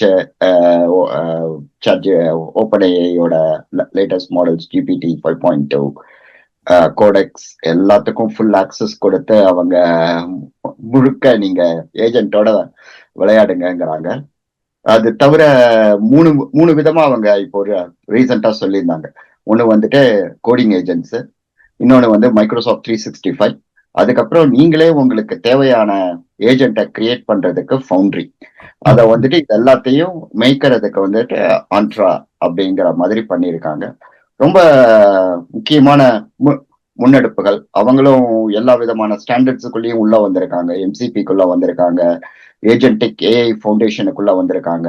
ஸோ இந்த மாதிரி ஸ்டாண்டர்ட்ஸை முன்னெடுக்கிறது, ப்ரோட்டோகால்ஸை முன்னெடுக்கிறது, இன்டர்ஆப்பரபிலிட்டி, ஒருத்தரோட ஒருத்தர், அதாவது ஈஸியா கிளவுடோட பேசுறதுக்கு, ஈஸியா ஆந்த்ராபிக் மாடல்ஸோட கம்ப்ளீட்டா என்ன ப்ரௌசர்ல எங்க போனாலும், அதாவது என்ன ப்ரௌசர்ல இல்ல, எட்ஜ் ப்ரௌசர்ல இல்ல, உங்க Microsoft word, Microsoft Excel, any Microsoft product நீங்க யூஸ் பண்ணாலும் அதுல ஆட்டோமேட்டிக்கா உங்களுக்கு பக்கத்துல ஒரு கோபைலட்டை கொண்டு வந்து உட்காத்தி வச்சுட்டாங்க. அதை விட முக்கியமா நான் பாக்குறது இந்த செக்யூரிட்டி ஆஸ்பெக்ட் தான் எல்லாத்தையும் விட. ஏன்னா நம்ம இதெல்லாமே நம்மளுக்கு பாசிபிளா, மற்ற இதுல பாசிபிளா இருந்தாலும் இந்த செக்யூரிட்டிங்கிறது ஒரு பயத்தை தந்துட்டே இருந்தது. அதுக்கு தான் இந்த ஆண்ட்ரா இஸ் வெரி யூஸ்ஃபுல். கடைசியா சொல்லணும்னா, எல்லாம் நீங்க அழகா ஹார்ட்வேர் பத்தி சொல்லியிருந்தீங்க. ரொம்ப கன்ஃபியூசிங் ஏரியா எனக்கு அது. பிகாஸ் ஒவ்வொருத்தரும் ஒன்னொன்னு சொல்லிட்டு இருப்பாங்க. சிபியு எல்லாரும் எனக்கு தெரிஞ்சது, அப்புறம் ஜிபியு நீங்க, அப்புறம் டிபியு நீங்க. இவங்க வந்துட்டு நானும் சலைச்சவன் இல்லைன்னு சொல்லிட்டு நியூரல் ப்ராசஸிங் யூனிட், என்பியு. சோ இந்த மாதிரி ஒரு இதுல வந்துட்டு அவங்க கொண்டு வந்திருக்காங்க. அதுக்கும் அவங்க என்ன சொல்லியிருக்காங்க, எல்லாரையும் இந்த மாதிரி இருக்கிற 6 ப்ராசஸிங் யூனிட்ஸையும் ஒன்னா சேர்த்து ஒரு ஸ்டாண்டர்ட் கொண்டு வர போறோம். யார் வேணா எங்க வேணா எதை வேணா ப்ரொவிஷன் பண்ணிக்கலாம். ஏடபிள்யூஎஸ்ல எப்படி ஒரு ஈஸி டு இன்ஸ்டன்ஸ் இல்ல ஒரு என்ன மிஷின் இமேஜ் வேணுமோ அப்படி தூக்கி போட்டுக்கிற மாதிரி உங்களுக்கு அதை பத்தியெல்லாம் நீங்க கவலையே பட வேண்டியது இல்லைங்கிற மாதிரி அதை கமாடிட்டைஸ் பண்ண போறோங்கிறதும் எனக்கு ஒரு சுவாரஸ்யமான விஷயமா இருந்தது.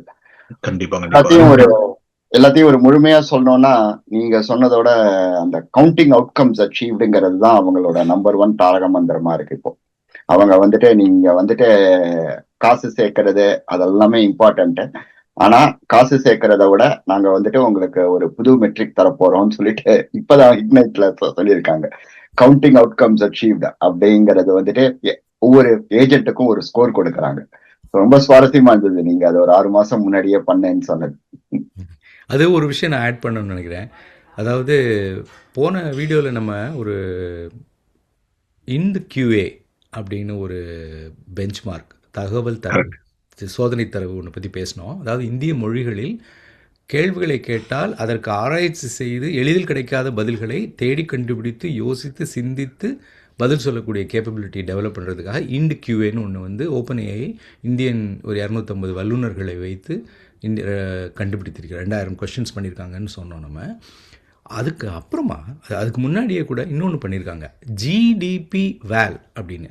அதாவது இது ரொம்ப அடுத்த தளத்தில் இருக்குது. அதாவது ஜிடிபி ஒரு ஜிடிபி அஃபெக்ட் பண்ணுற வேலைகள் என்ன? உதாரணமாக ஒரு எக்ஸ்ரே கொடுத்தா ஒரு டாக்டர் அதை பார்த்துட்டு இது என்ன வியாதின்னு கண்டுபிடிக்கணும். இல்லை ஒரு ஹெல்த் ரிப்போர்ட்டை கொடுத்தா இவங்களுக்கு டயபெட்டிஸ் சான்சஸ் எவ்வளோன்று அதுலேருந்து எடுத்து சொல்லணும். சொல்லிவிட்டு அதுக்கான காரணங்களை விவரிக்கணும்.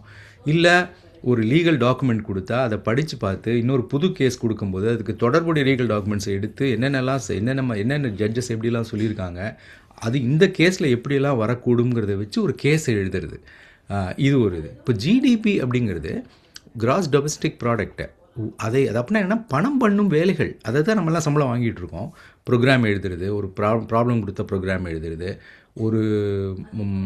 ஒரு 10 பேரை கொடுத்து இவங்களுக்கு ட்ராவல் பேட்டர்ன் கொடுன்னா அவங்களை எப்படி வந்து ஃபிட் பண்ணுறது. இந்த மாதிரி கிட்டத்தட்ட ஒரு 500-600 வேலைகளுக்கான டாஸ்க்ஸை வந்து ஒரு டிஃபைன் பண்ணி அதை இந்த ஓப்பன்ஏஐ வந்து தன்னுடைய மாடலை வச்சு செய்ய வச்சு 4.5 வச்சு பண்ண வச்சாங்க. அதில் ஒன்லி 40% ஆஃப் த டாஸ்க் தான் வந்து அவங்க என்ன பண்ணுவாங்க, ஒரு டாஸ்க் எடுப்பாங்க, அது ஒரு மனிதன்கிட்ட கொடுப்பாங்க, இந்த ஏஐட்ட கொடுப்பாங்க. அந்த மனிதன் பண்ணி முடிச்சிடுவான், ஏஐ பண்ணி முடிச்சிடும்.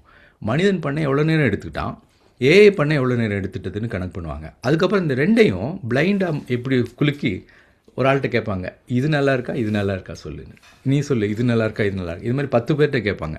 கேட்டவுன்னு அவங்க எனக்கு இதை விட இதான் நல்லாயிருக்கு, இதை விட இதான் நல்லாயிருக்குன்னு சொல்லுவாங்க. ஸோ இது வருஷத்தோட ஆரம்பத்தில் பண்ணும்போது இந்த ஜிடிபி வேலில் உள்ள டாஸ்க்ஸ் எடுத்து எல்லாத்தையும் நல்ல இன்வெஸ்ட்மெண்ட் அதை எடுத்து பண்ணும்போது கிட்டத்தட்ட 40% டாஸ்கில் தான் வந்து ஏஐ மனிதன் அளவுக்கு நல்லாவே பண்ணியிருக்கு. அதாவது 50-50 இதுவும் நல்லா இருக்கு இதுவும் நல்லா இருக்குன்னு சொன்னது 40% தான் வந்தது.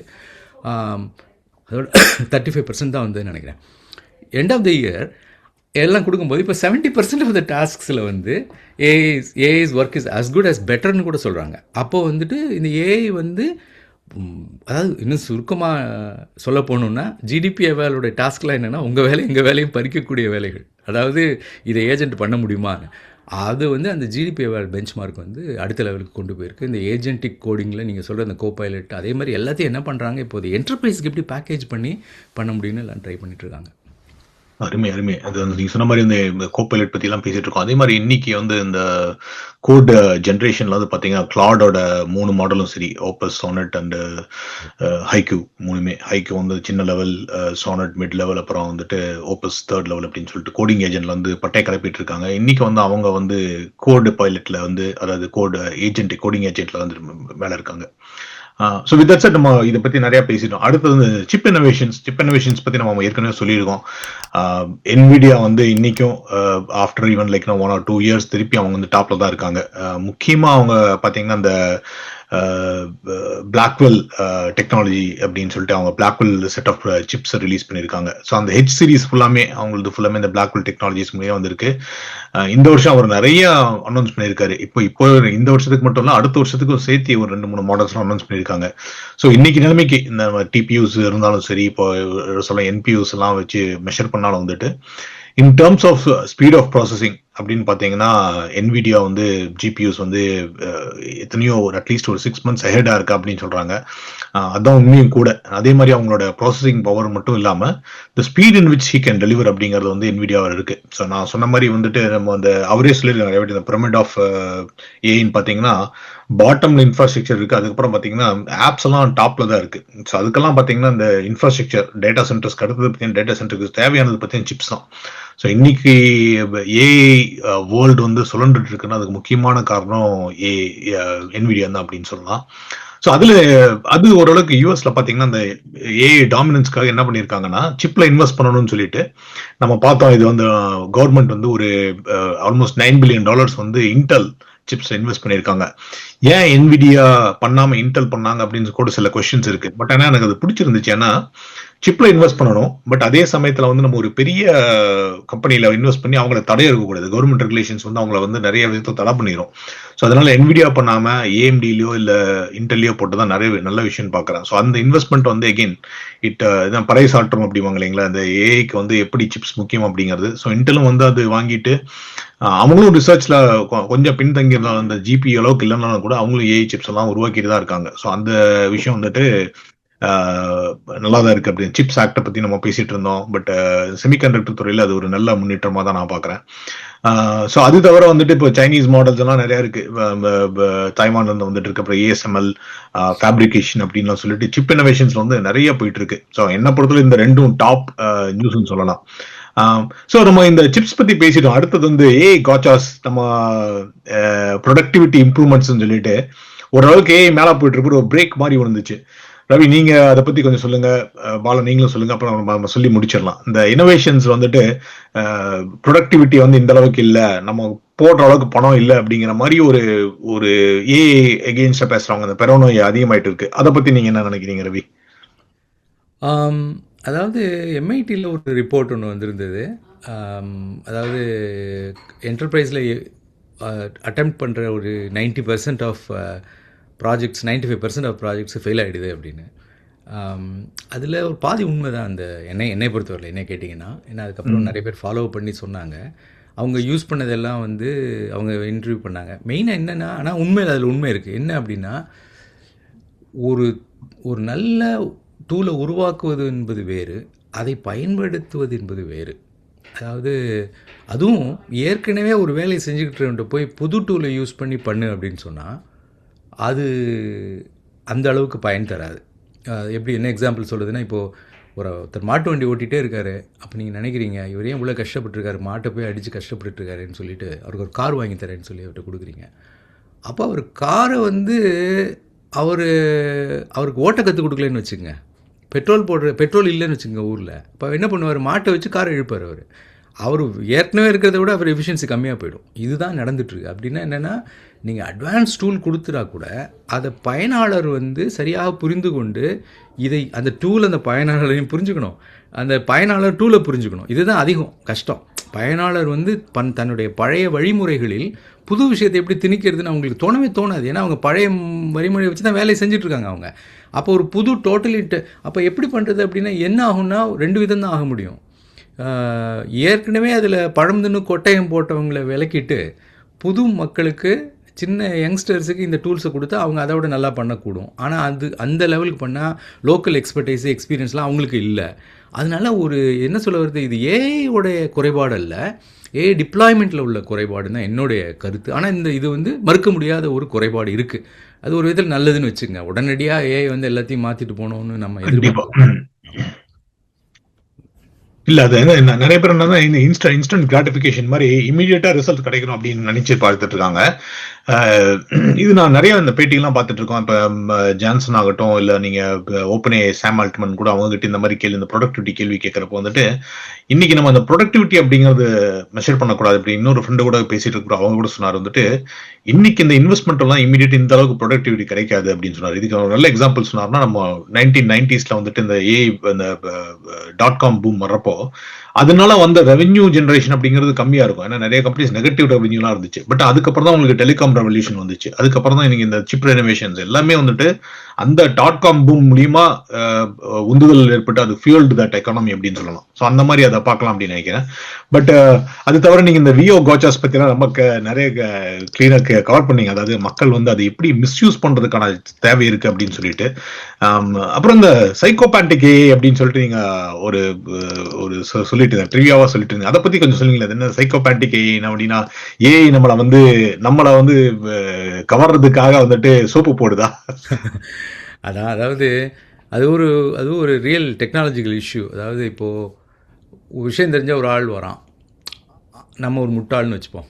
அந்த விஷயத்தில் அவன் நம்மகிட்ட பேசுகிறான், நம்ம ஒரு விஷயத்தை இப்படியா இருக்கான்னு கேட்குறோம். அவன் சொன்ன கேள்வி தப்பியா அப்படின்னு சொன்னான்னு வச்சுங்க, உண்மையாக இருக்கலாம். ஆனால் நமக்கு அது பிடிக்காது.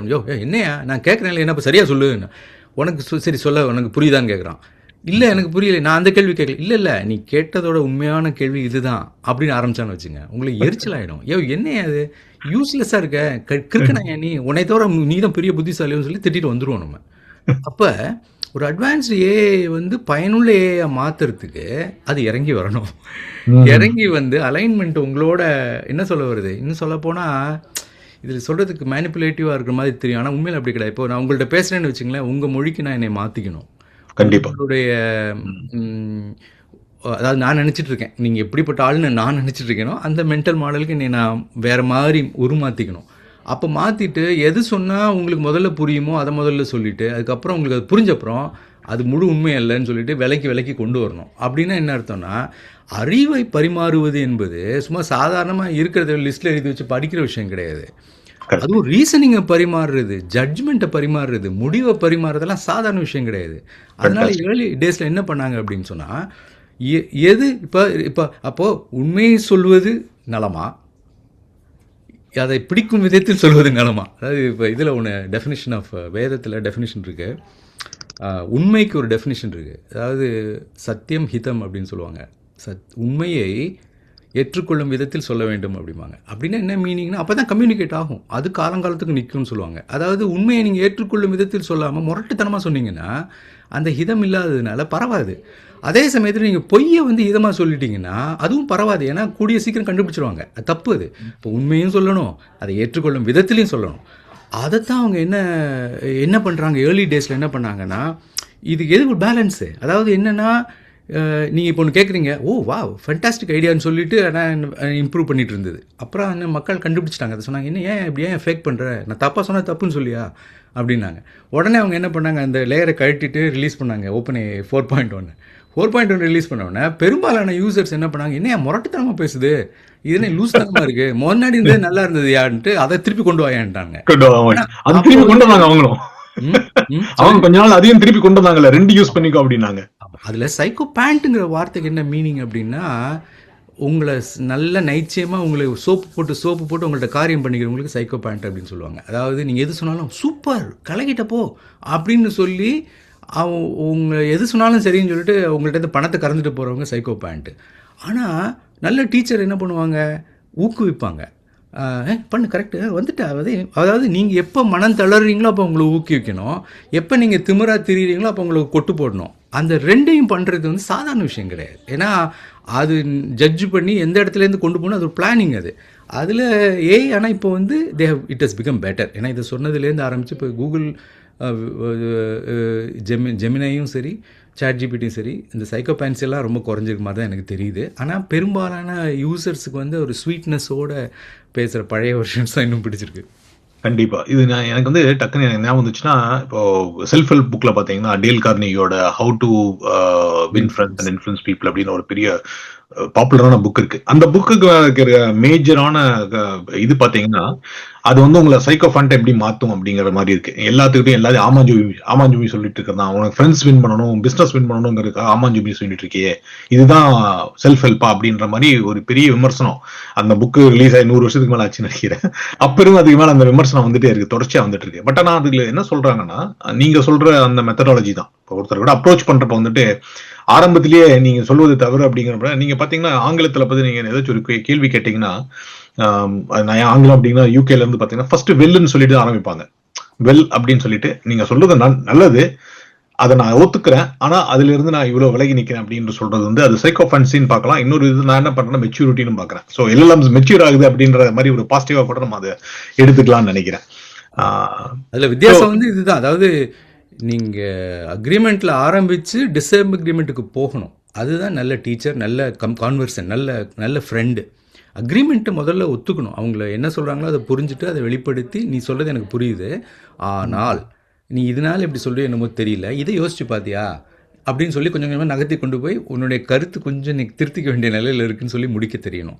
ஆனால் அந்த அந்த ஸ்கில் வந்து மனிதர்களுக்கே கடினம்னு வச்சுங்களேன். ஆனால் நான் மனிதர்களை விட இது ஈஸியாக கற்றுட்ரும். ஒரு பீரியட் ஆஃப் டைம் வந்து அது டிஸ்டில்டு இன்ஃபர்மேஷன்லேருந்து கற்றுக்கிறதுனால will become better at it. கண்டிப்பா. ஸோ இன்னொரு விஷயம், அந்த நம்ம அடுத்த சப்ஜெக்ட்டுக்கு போறோம்னா கேப்ஸ் இன் டுடேஸ் ஏ அப்படின்னு சொல்லிட்டு நம்ம காட்சாஸ் பத்தி பேசினோம். கேப்ஸ்னா அந்த கண்டினியூல் லேர்னிங் ப்ராசஸ் ஆகட்டும், இல்ல கவுண்டர் ஃபேக்சுவல் ரீசனிங் ஆகட்டும், நீங்க சொன்னது அதுல வந்திருக்கு அப்படின்னு சொல்லலாம். ஸோ அதை பத்தி கொஞ்சம் நம்ம கவர் பண்ணிட்டு அடுத்த சப்ஜெக்ட் போகலாம். அதை பத்தி நீங்க என்ன நினைக்கிறீங்க? இன்னைக்கு இருக்கிற ஏல என்னென்ன கேப்ஸ் நீங்க பார்த்த வரைக்கும், என்னென்ன கேப்ஸ், அதை அடைக்க என்னென்ன முயற்சிகள் நடந்துட்டு இருக்குன்னு கொஞ்சம் சொல்லுங்க. அது வந்து இந்த வருஷம் அக்டோபர் நவம்பர்ல ஆண்ட்ரே கார்பத்தி ரொம்ப அற்புதமான அனாலிசிஸ் கொடுத்துருந்தாரு. நிறைய பேர் கொடுத்துருக்காங்க. யான் லேக்குன்னு, ரிச்சர்ட் சட்டன். என்னன்னா 3 விஷயம் மிஸ் ஆகுது இன்னைக்கு. அதாவது இன்னைக்கு உள்ள ஏஐயோட மெத்தடாலஜியில் கண்டினியூவல் லேர்னிங். அதாவது இப்போ என்ன பண்ணியிருக்காங்க, ட்ரெயின் பண்ணி வைக்க வேண்டியது ஃபவுண்டேஷன் மாடல் வந்து பப்ளிஷ் பண்ணதுக்கப்புறம் அந்த மாடல் எல்லாரோடையும் பேச ஆரம்பிக்கும். பேச்சிலேருந்து கற்றுக்காது. அந்த இன்ஃபர்மேஷனை டிஸ்டில் பண்ணி அடுத்த மாடலில் தான் ட்ரெயின் பண்ணுவாங்க. அதாவது மனிதர்கள் அப்படி கிடையாது. இப்போ நான் உங்கள்கிட்ட பேசிகிட்டே இருக்கும்போது நான் தப்பாக சொல்லிட்டேன்னு வச்சுக்கோங்க, நீங்கள் வந்து திருத்துறீங்கன்னு வச்சுங்க, அந்த ஒரு திருத்தத்தின் மூலம் உடனே நான் அதை எப்போ மெமரைஸ் பண்ணிவிட்டு அடுத்து மாற்றிடுவேன். அல்லது பேசும்போதே சில உள்ளார்ந்த அறிவை மாற்றிக்கொண்டு, இன்ஃபேக்ட் இன்னொரு விதத்தில் சொல்லப்போனால் சைக்காலஜியில் ஒன்று சொல்லுவாங்க, நம்ம ஒவ்வொரு முறை ஒரு பழைய சம்பவத்தை நினைவு கூறும்போதும் அதை திருத்தி அமைத்துக் கொள்கிறோம் அப்படின்னு. இது ஒரு பெரிய ட்ராபேக். அது ஹியூமன் பிரெயின்ஸ்லேயே அது இருக்குது. அதாவது என்ன அப்படின்னா, ஒரு விஷயத்தை ஒருத்தர் சொல்லும்போது ஒரு பர்டிகுலர் டீட்டெயில்ஸோடு சொல்லுவோம். அதை சொல்லும்போது அன்றைய ஆள் வந்து என்ன பண்ணுவான், தேர்ந்தெடுத்து அதை சொல்லும்போது எது நல்லா வந்ததுங்கிறத பொறுத்து அந்த மெமரியே கொஞ்சம் கொண்டு போய் மாடிஃபை பண்ணி மனசுக்குள்ளே போய் சேர்த்துருவான். நம்மளுடைய பிரெயினில் இது ஒரு ஃபால்ட் இருக்குது, யாருமே அதை கண்டுக்க மாட்டாங்க. ஏன்னா இது எது கண்டினியூவல் லேர்னிங் வந்து பாசிட்டிவ் இதுதான், நெகட்டிவ் இதுதான். கண்டினியூவல் லேர்னிங்னால நாலேஜ் வந்து கொஞ்சம் கொஞ்சமாக எரோட் ஆகவும் ஆரம்பிக்கும், இம்ப்ரூவ் ஆகவும் ஆரம்பிக்கும். இம்ப்ரூவ்னா என்ன, எரோடான மெமரி எரோட் ஆகும், அண்டர்ஸ்டாண்டிங் இம்ப்ரூவ் ஆகும். அது ஒன்று. அதே மாதிரி அது ஒரு கண்டினியூவல் லேர்னிங் இப்போ இருக்கிற சிஸ்டம்ஸில் இல்லை, அது டெவலப் பண்ணிகிட்ருக்காங்க. Learning from very few examples. நம்ம சொன்ன மாதிரி 10 பெருக்கினா 100, 100 100ஆல் பெருக்கினா 10,000. அப்படிங்கும்போது இங்கே 2 இருந்தேன்னா 4 சைஃபர் போடணும், இங்கே நான் 3 இருந்தேன்னா 3 எக்ஸாம்பிள் கொடுத்தாலே அப்போ 10,000 பெருக்குன்னா எவ்வளோ வரும்னு கேட்டிங்கன்னா மடார்னு நீங்கள் 4 நாள் 8 சைஃபர் வருவியான்னு சொல்லுவீங்க. அங்கே கூட நீங்கள் 1 போட்டு 8 சைஃபரை கூட்ட ட்ரை பண்ண மாட்டீங்க. 4 சைஃபர் 8 சைஃபர் வருவியாங்கிறத நீங்கள் ஃபார்மட்டே மாற்றி சொல்கிறீங்க. 1000க்கு 1000 கேட்டால் 10,000ன்னு சொன்னீங்க, 10,000க்கு 10,000 கேட்டால் 8 சைஃபர் வருவியான்னு லாங்குவேஜே மாற்றுறீங்க. இது ஒரே எக்ஸாம்பிள்ஸில் ஒரு 3 எக்ஸாம்பிளை சொன்ன உடனே இதுக்கு ஒரு மாடலை க்ரியேட் பண்ணி அதை யூஸ் பண்ணுறோம். இது மனிதத்துடைய ரொம்ப அற்புதமான திறமை இது இன்னும் இந்த நார்மல் மாடல்ஸில் இல்லை. இதுக்கு நீங்கள் 500 எக்ஸாம்பிள் 1000 எக்ஸாம்பிள் கொடுத்தப்புறம் அது ட்ரை பண்ணும். அதனால அந்த மெத்தட் இஸ் பேட் மெத்தட். 3வது கவுண்டர் ஃபேக்சுவல் ரீசனிங்கிறது டோட்டலி டிஃப்ரெண்ட் திங். அதாவது இப்படி இருந்தால் அப்படி இல்லை இருந்திருக்கணும். இப்போது ஷெர்லாக் ஹோம்ஸ் கதையில் ஒன்று சொல்லுவாங்க. அதாவது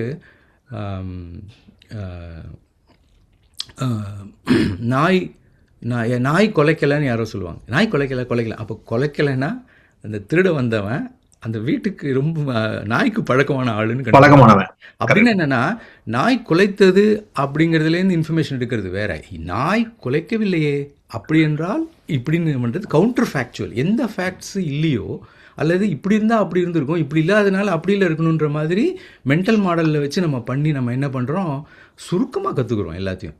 இந்த திறமை கவுண்டர் ஃபேக்சுவல் ரீசனிங் இப்போ தான் டெவலப் ஆக ஆரம்பிச்சிருக்கு. இது 3மே இன்றைக்கி இருக்கிற அடித்தளமான LLM இந்த ட்ரைனிங்கில் இந்த 3 மெத்தடுமே கிடையாது. இது எல்லாமே வாஸ்ட் அமௌண்ட் ஆஃப் டேட்டாலேருந்து one time learning and forward learning with some reasoning and அப்படி தான் இருக்கே தவிர இந்த கவுண்டர் ஃபேக்சுவலை ரீசன் பண்ணி மினிமம் மாடலை வச்சு ஷார்ட்டாக கண்டுபிடிக்கிறது என்னுடைய ஒப்பீனியன் கேட்டால் இன்னொரு 2 இயர்ஸில் அதை கிராக் பண்ணுவாங்கன்னு தான் எனக்கு தோணுது. நான் ARC-AGIயில் வர ப்ராக்ரஸை பார்க்கும்போது அதில் நிறைய கவுண்டர் ஃபேக்சுவல் ரீசனிங்கோட தேவைகள் இருக்குது. அதனால் ரொம்ப எனக்கு அது பிக் கேப். அது வந்தது அப்படின்னா AI நம்மளால் நினைத்து பார்க்க முடியாத, இப்போது சொல்லுவாங்க இல்லை அதுக்கு போக வேணாம், ரொம்ப நான் வளவளன்னு பேசிடுவேன். இப்போ ஏற்கனவே வளவளன்னு தான் பேசிகிட்ருக்கோம். பட்டு நம்மளால் எதிர்பார்க்க முடியாத இப்போ ஒரு காக்கா போகுது அப்படின்னா அது என்ன சொல்லுதுன்னு இப்போ நான் சும்மா ஜோக்காக சொல்லலை, காக்கா என்ன பேசுதுன்னு கண்டுபிடிக்கிறது போன மாதம் பேப்பர் வந்திருக்கு நேச்சரில். AI யூஸ் பண்ணி அது எந்த நேரத்தில் என்ன குரல் கொடுக்குது, அது என்ன மீனிங், அதை ஃபாலோ பண்ணி பார்த்து இந்த இடத்துல ஃபுட் இருக்குன்னா அதுக்கு என்ன குரல் கொடுக்குது, இதை பூரா இந்த மாதிரி AI நம்மளால் கூர்ந்து கவனிக்க முடியாது. இப்போ லிப் ரீடிங் இருக்குது பாருங்கள், ஒரு ஆள் லிப் ரீடிங் கற்றுக்கிறதுக்கு எவ்வளோ நேரம் ஆகும்? AI இதை கிட்டத்தட்ட 20 நிமிஷத்தில் கற்றுக்கும். அல்லது ஒரு ஆள் மாதிரியே பேசுகிறது, அதை குரலை மாற்றி பேசுகிறது, மிமிக்ரி, இதெல்லாம் AI 3 நிமிஷத்தில் இப்பயே பண்ணிவிடுது. இந்த மெத்தடெல்லாம் வந்துடுச்சு அப்படின்னு சொன்னால், இன்ஃபேக்ட் நான் ARC-AGIயில் பண்ண சில டெக்னிக்ஸில் continue learning from few examples and counter fact 3மே நான் சால்வ் பண்ணேன். நான் அதை பப்ளிஷ் பண்ணலை. ஏன்னா யோசித்து பார்த்து நல்லபடியாக பப்ளிஷ் பண்ணணும்.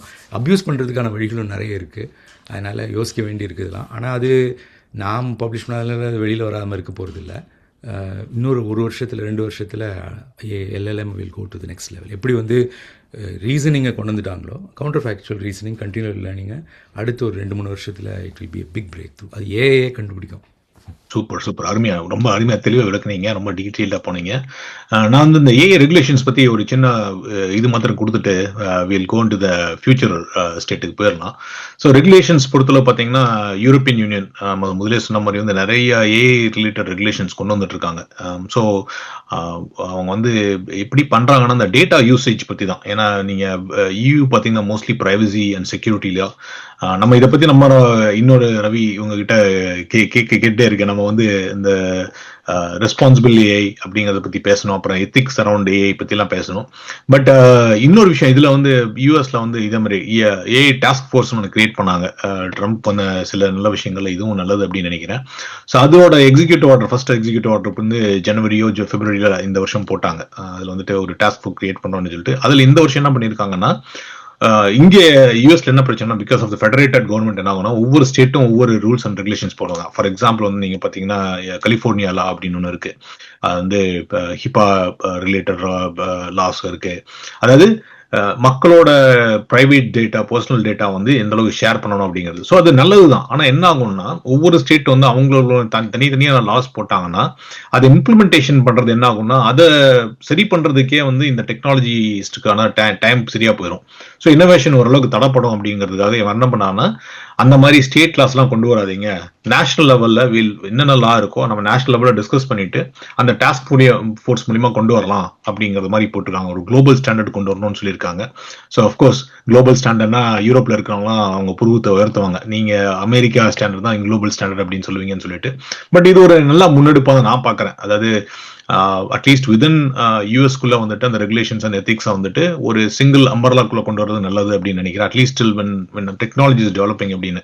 ஏன்னா இது வந்து நம்ம ஏற்கனவே பேசியிருக்கோம், ஏஐ அப்படிங்கிறது வந்து நேஷனல் ட்ரெஷர் அப்படிங்கிற மாதிரி, சிப் இண்டஸ்ட்ரி அப்படிங்கிறது ஒரு நேஷனல் ட்ரெஷர் அப்படிங்கிற மாதிரி தான் இந்த கவர்மெண்ட் கொண்டு போயிட்டு இருக்காங்க. ஸோ அதனால அவங்க அந்த நேஷனல் ட்ரெஷர் அப்படிங்கிறது வந்து நம்ம காட் பண்ணணும் அப்படிங்கிறதுக்காக இந்த மாதிரி ஒரு நேஷனல் லெவல்ல ஒரு இது கொண்டு வரணும் அப்படின்னு சொல்லியிருக்காங்க. ஸோ வித் தட் செட் நம்ம வந்து கவர்மெண்ட் இதுக்குள்ள போக வேணாம், அதை பத்தி டச் பண்ணணும் அப்படிங்கிறதுக்காக டச் பண்ணுது. பட் அதான் இதுல முக்கியமான எனக்கு நான் வெயிட் பண்ணிட்டு இருந்த அடுத்த எடிஷன் பாத்தீங்கன்னா ஃபியூச்சர் ஆஃப் ஏஐ அப்படிங்கிறது தான். ஏன்னா none of us have a crystal ball, நம்மளுக்கு என்ன நடக்கும்னு தெரிய போறது இல்லை. பட் ஆனா நம்ம நீங்க சொன்ன மாதிரி நம்ம இதுல இந்த துறையிலேயே ஓரளவுக்கு இருக்கோம். ஸோ ரவி, உங்களை பொறுத்தளவு வந்து ஏஐ வந்து அடுத்த வருஷம் எங்கெங்கெல்லாம் போகும், எங்கெங்கெல்லாம் பயணிக்கும் அப்படின்னு நினைக்கிறீங்க? முக்கியமா நான் எப்படி நினைக்கிறேன்னா, பார்ப்பவர்களுக்கு ஒரு சக பயனாளருக்கு எப்படி இருக்கும், ஒரு டெக்னாலஜிஸ்டுக்கு எப்படி இது என்னென்ன விதத்தெல்லாம் அவங்க கத்துக்கணும் அப்படிங்கிற மாதிரி சொல்லலாமே, அதை பத்தி பேசலாம் கொஞ்சம். என்னுடைய கணிப்பு என்னென்னா, ஏஐயோட பயன்பாடு பெருமளவில் வர தொடங்கிடும். அதாவது என்ன சொல்ல வரேன்னா, செயல் ஏஜெண்ட், அதாவது வெறும் கேள்வி பதில் சேட்பாட் இல்லை, பட் ஆக்ஷன் ஏஜென்ட். அப்போ உதாரணமாக எனக்கு ஒரு ஃப்ளைட் டிக்கெட் புக் பண்ணி கொடு, நான் என் ஒய்ஃப் 2 குழந்தைங்க இருக்காங்க, அவங்க 2 பேருக்கும் 10 வயசு கீழே, இந்த ஊர்லேருந்து இந்த ஊருக்கு போகணும், அங்கே 2 நாள் ஸ்பெண்ட் பண்ண திரும்பி வரணும், நைட் டைம் ஃப்ளைட்டு அவாய்ட் பண்ணு இப்படின்னு சொன்ன அப்புறம் அதுக்கு சாட்பாட் கிடையாது. அது என்ன பண்ணணும், போய் என்னென்ன ஃப்ளைட்ஸ் எல்லாம் இருக்குதுன்னு தேடி கண்டுபிடிச்சி, அதில் எங்கெல்லாம் சீட் இருக்குன்னு கண்டுபிடிச்சி, டைமிங்லாம் வச்சு அட்ஜஸ்ட் பண்ணி, காஸ்ட் பட்ஜெட்டையும் வச்சு அவ்வளோவும் செஞ்சு சரி பார்த்து, இல்லாச்சுன்னா ஸ்க்ராட்ச் பண்ணி மறுபடியும் தேடி, அது ஏஜென்ட்டு. அது வந்து இந்த கோடிங் ஏஜென்ட் நம்ம சொன்னால் கூட அது கோடிங் ஏஜென்ட் கிடையாது, அது கோடிங்கை தவிர பல விஷயங்களையும் பண்ணக்கூடிய ஏஜென்ட். அது வந்து பயன்பாட்டுக்கு நிறைய பேர் நிறைய technologies people have started using it. அது இன்னும் பெரும்பாலான மக்களுக்கு வந்து வரல. இன்னும் அடுத்த வருஷம் அதுக்கு அடுத்த வருஷம் பெரும்பாலான மக்கள் வந்து பெரும்பாலான வேலைகளை இந்த மாதிரி ஏஜென்ட் மூலமாக தான் பண்ணுவாங்க. இதை கூகுள்லாம் ஃப்ரீயாக கொடுக்க போகிறாங்க. அதாவது கூகுள் ஃப்ளைட்னு இப்போ இருக்குது, கூகுள் ஃப்ளைட்டில் புக்கிங் ஏஜென்ட் கொடுத்துருவாங்க உங்களுக்கு. அப்போ நீங்கள் இதை இன்புட் பண்ணோன்னா எல்லாத்தையும் தேடி கண்டுபிடிச்சி 20 நிமிஷத்தில் ஐயா பண்ணிட்டேன் பார், சரி பாருன்னு சொல்லும். நீங்களே தேடி பண்ண வேணாம், அது வரப்போகுது. அந்த மாதிரி அது வந்து, அதாவது ஏஜென்ட்டுகளின் பயன்பாடு வந்து ரொம்ப பிரபலமாக வரப்போகுது இன்னும் ஒரு 1 or 2 இயர்ஸில். அது என்னுடைய ஒரு கணிப்பு.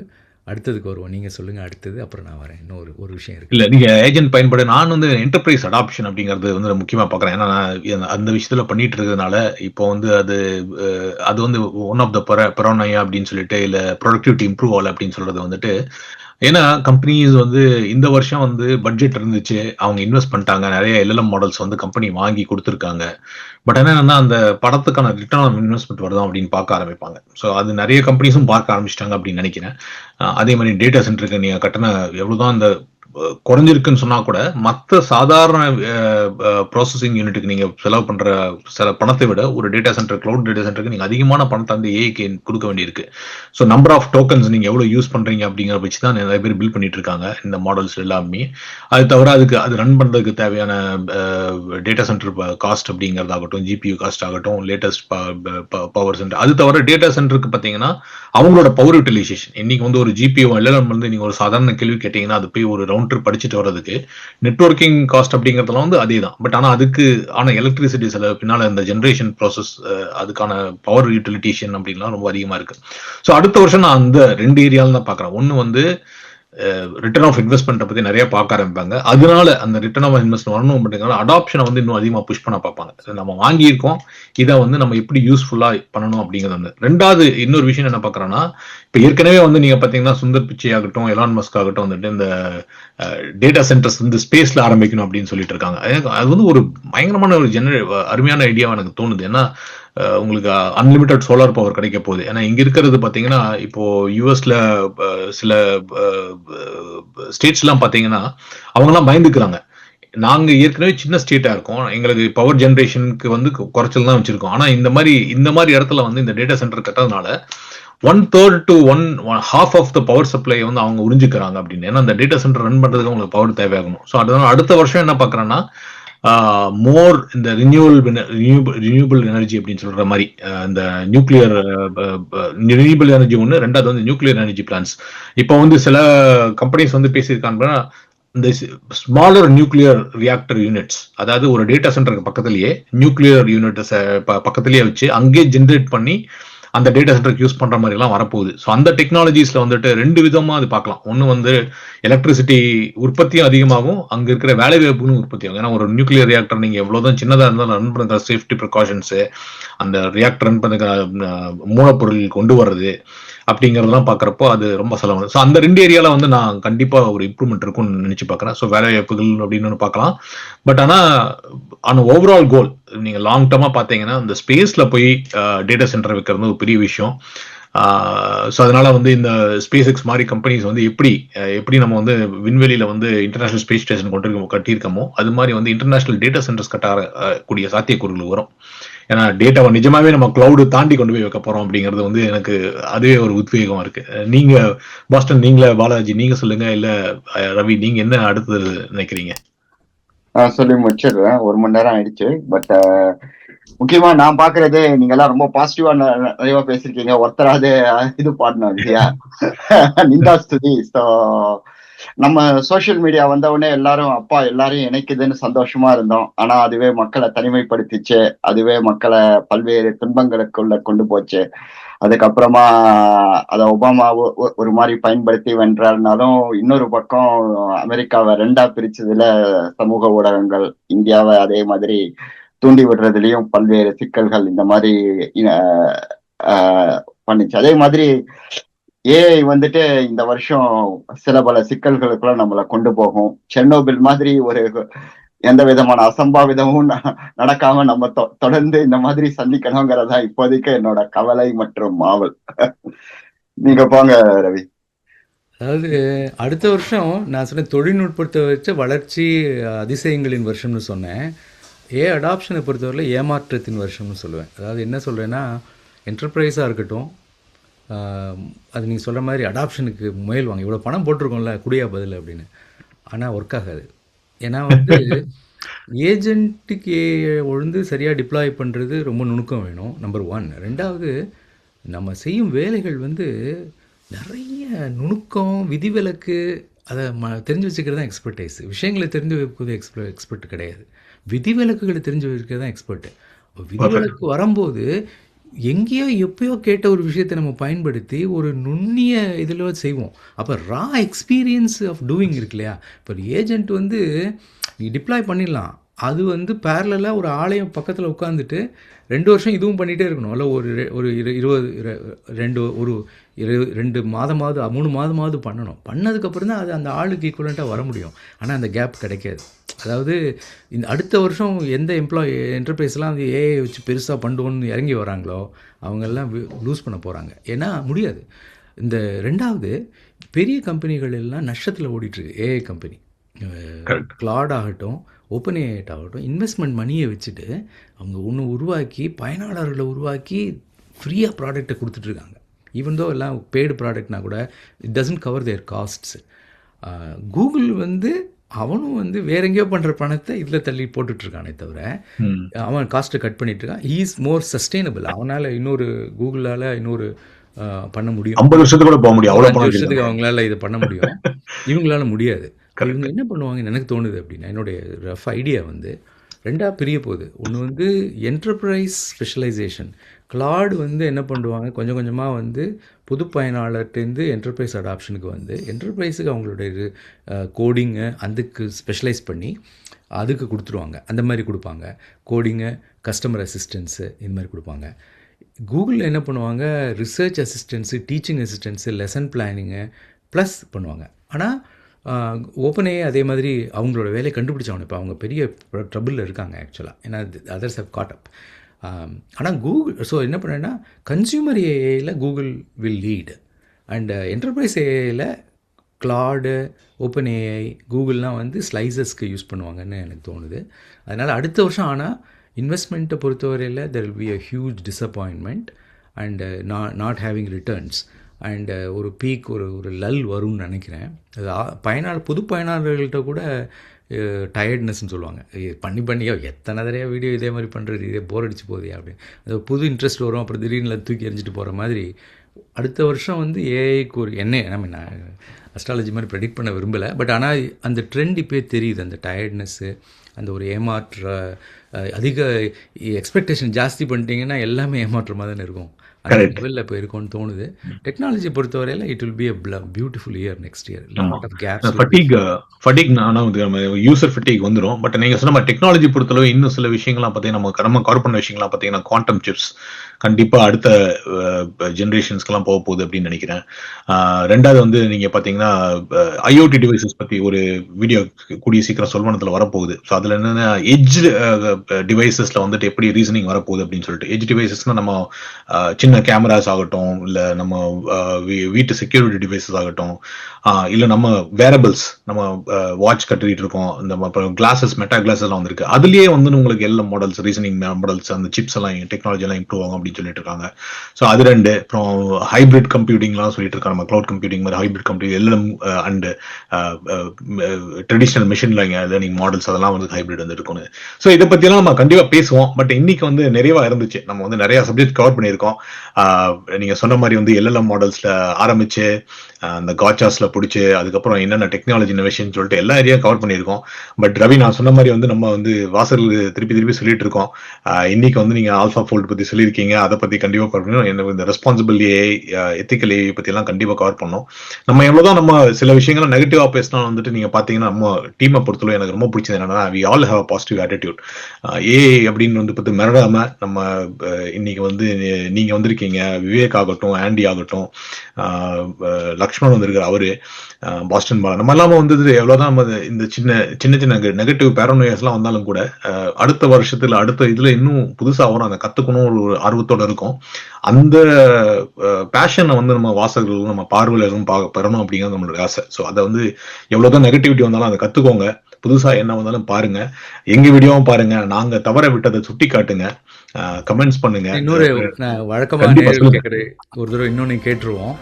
அதாவது இந்த வீடியோவை போன வீடியோ நம்ம போட்ட போது அது கீழே கிட்டத்தட்ட 100-150 பேர் வந்து விரிவாக கமெண்ட் அடிச்சிருந்தாங்க. அது காரணம் வந்துட்டு இந்த வீடியோ நீங்கள் பார்க்கும்போது இதில் எனக்கு இது பிடிச்சதுன்னு ஒரு லைன் உள்ள டீட்டெயிலாம் வேணாம். சும்மா I like this video, I like this discussion of ஜெமினை, I like the next year prediction, அந்த மாதிரி ஒரு சின்ன ஷார்ட் ஃப்ரேஸ் நீங்கள் போட்டிங்க அப்படின்னா கூகுள் வந்து இவன் ஃபுல்லாக பார்த்துருக்கான் அப்படின்னு சொல்லிட்டு அதை அப்படின்னா இன்னொரு 10 பேருக்கு கொண்டு போய் காமிக்கும். அப்போ தான் வந்து இது எங்களுடைய குறிக்கோள் வந்து உங்களை மட்டும் அறிவாளி ஆக்குவதல்ல, உங்களை மட்டும் இன்ஃபார்ம்டு பீப்புள் ஆக்குறது இல்லை. நீங்கள் அதை பலருக்கு பரப்பும்போது தான் வந்து ஒவ்வொருவரும் ஒரு 5 பேருக்கு அதை ஃபார்வர்ட் பண்ணுங்கள். அதாவது லைக் போடுங்க, அதை கீழே ஒரு லைன் கமெண்ட் போடுங்க, ஃபார்வர்ட் பண்ணுங்கள். இது எவ்வளோ பண்ணுறீங்களோ ஒரு 500 பேர் பண்ணீங்க அப்படின்னா இதோட தலைமை வந்து 2000 பேர் பார்க்குற வீடியோ வந்து 20,000 பேர் பார்க்குற அளவுக்கு போயிடும். ஏன்னா அதுதான் வந்து ரொம்ப முக்கியம். அதாவது நீங்கள் இவ்வளோ நேரம் பார்த்து என்ஜாய் பண்ணியிருந்தீங்க அப்படின்னா கட்டாயமாக அது பண்ண வேண்டியது உங்களுடைய கடமை. தயவு செஞ்சு செய்யுங்க. நன்றி ரவி, நன்றி பாபா.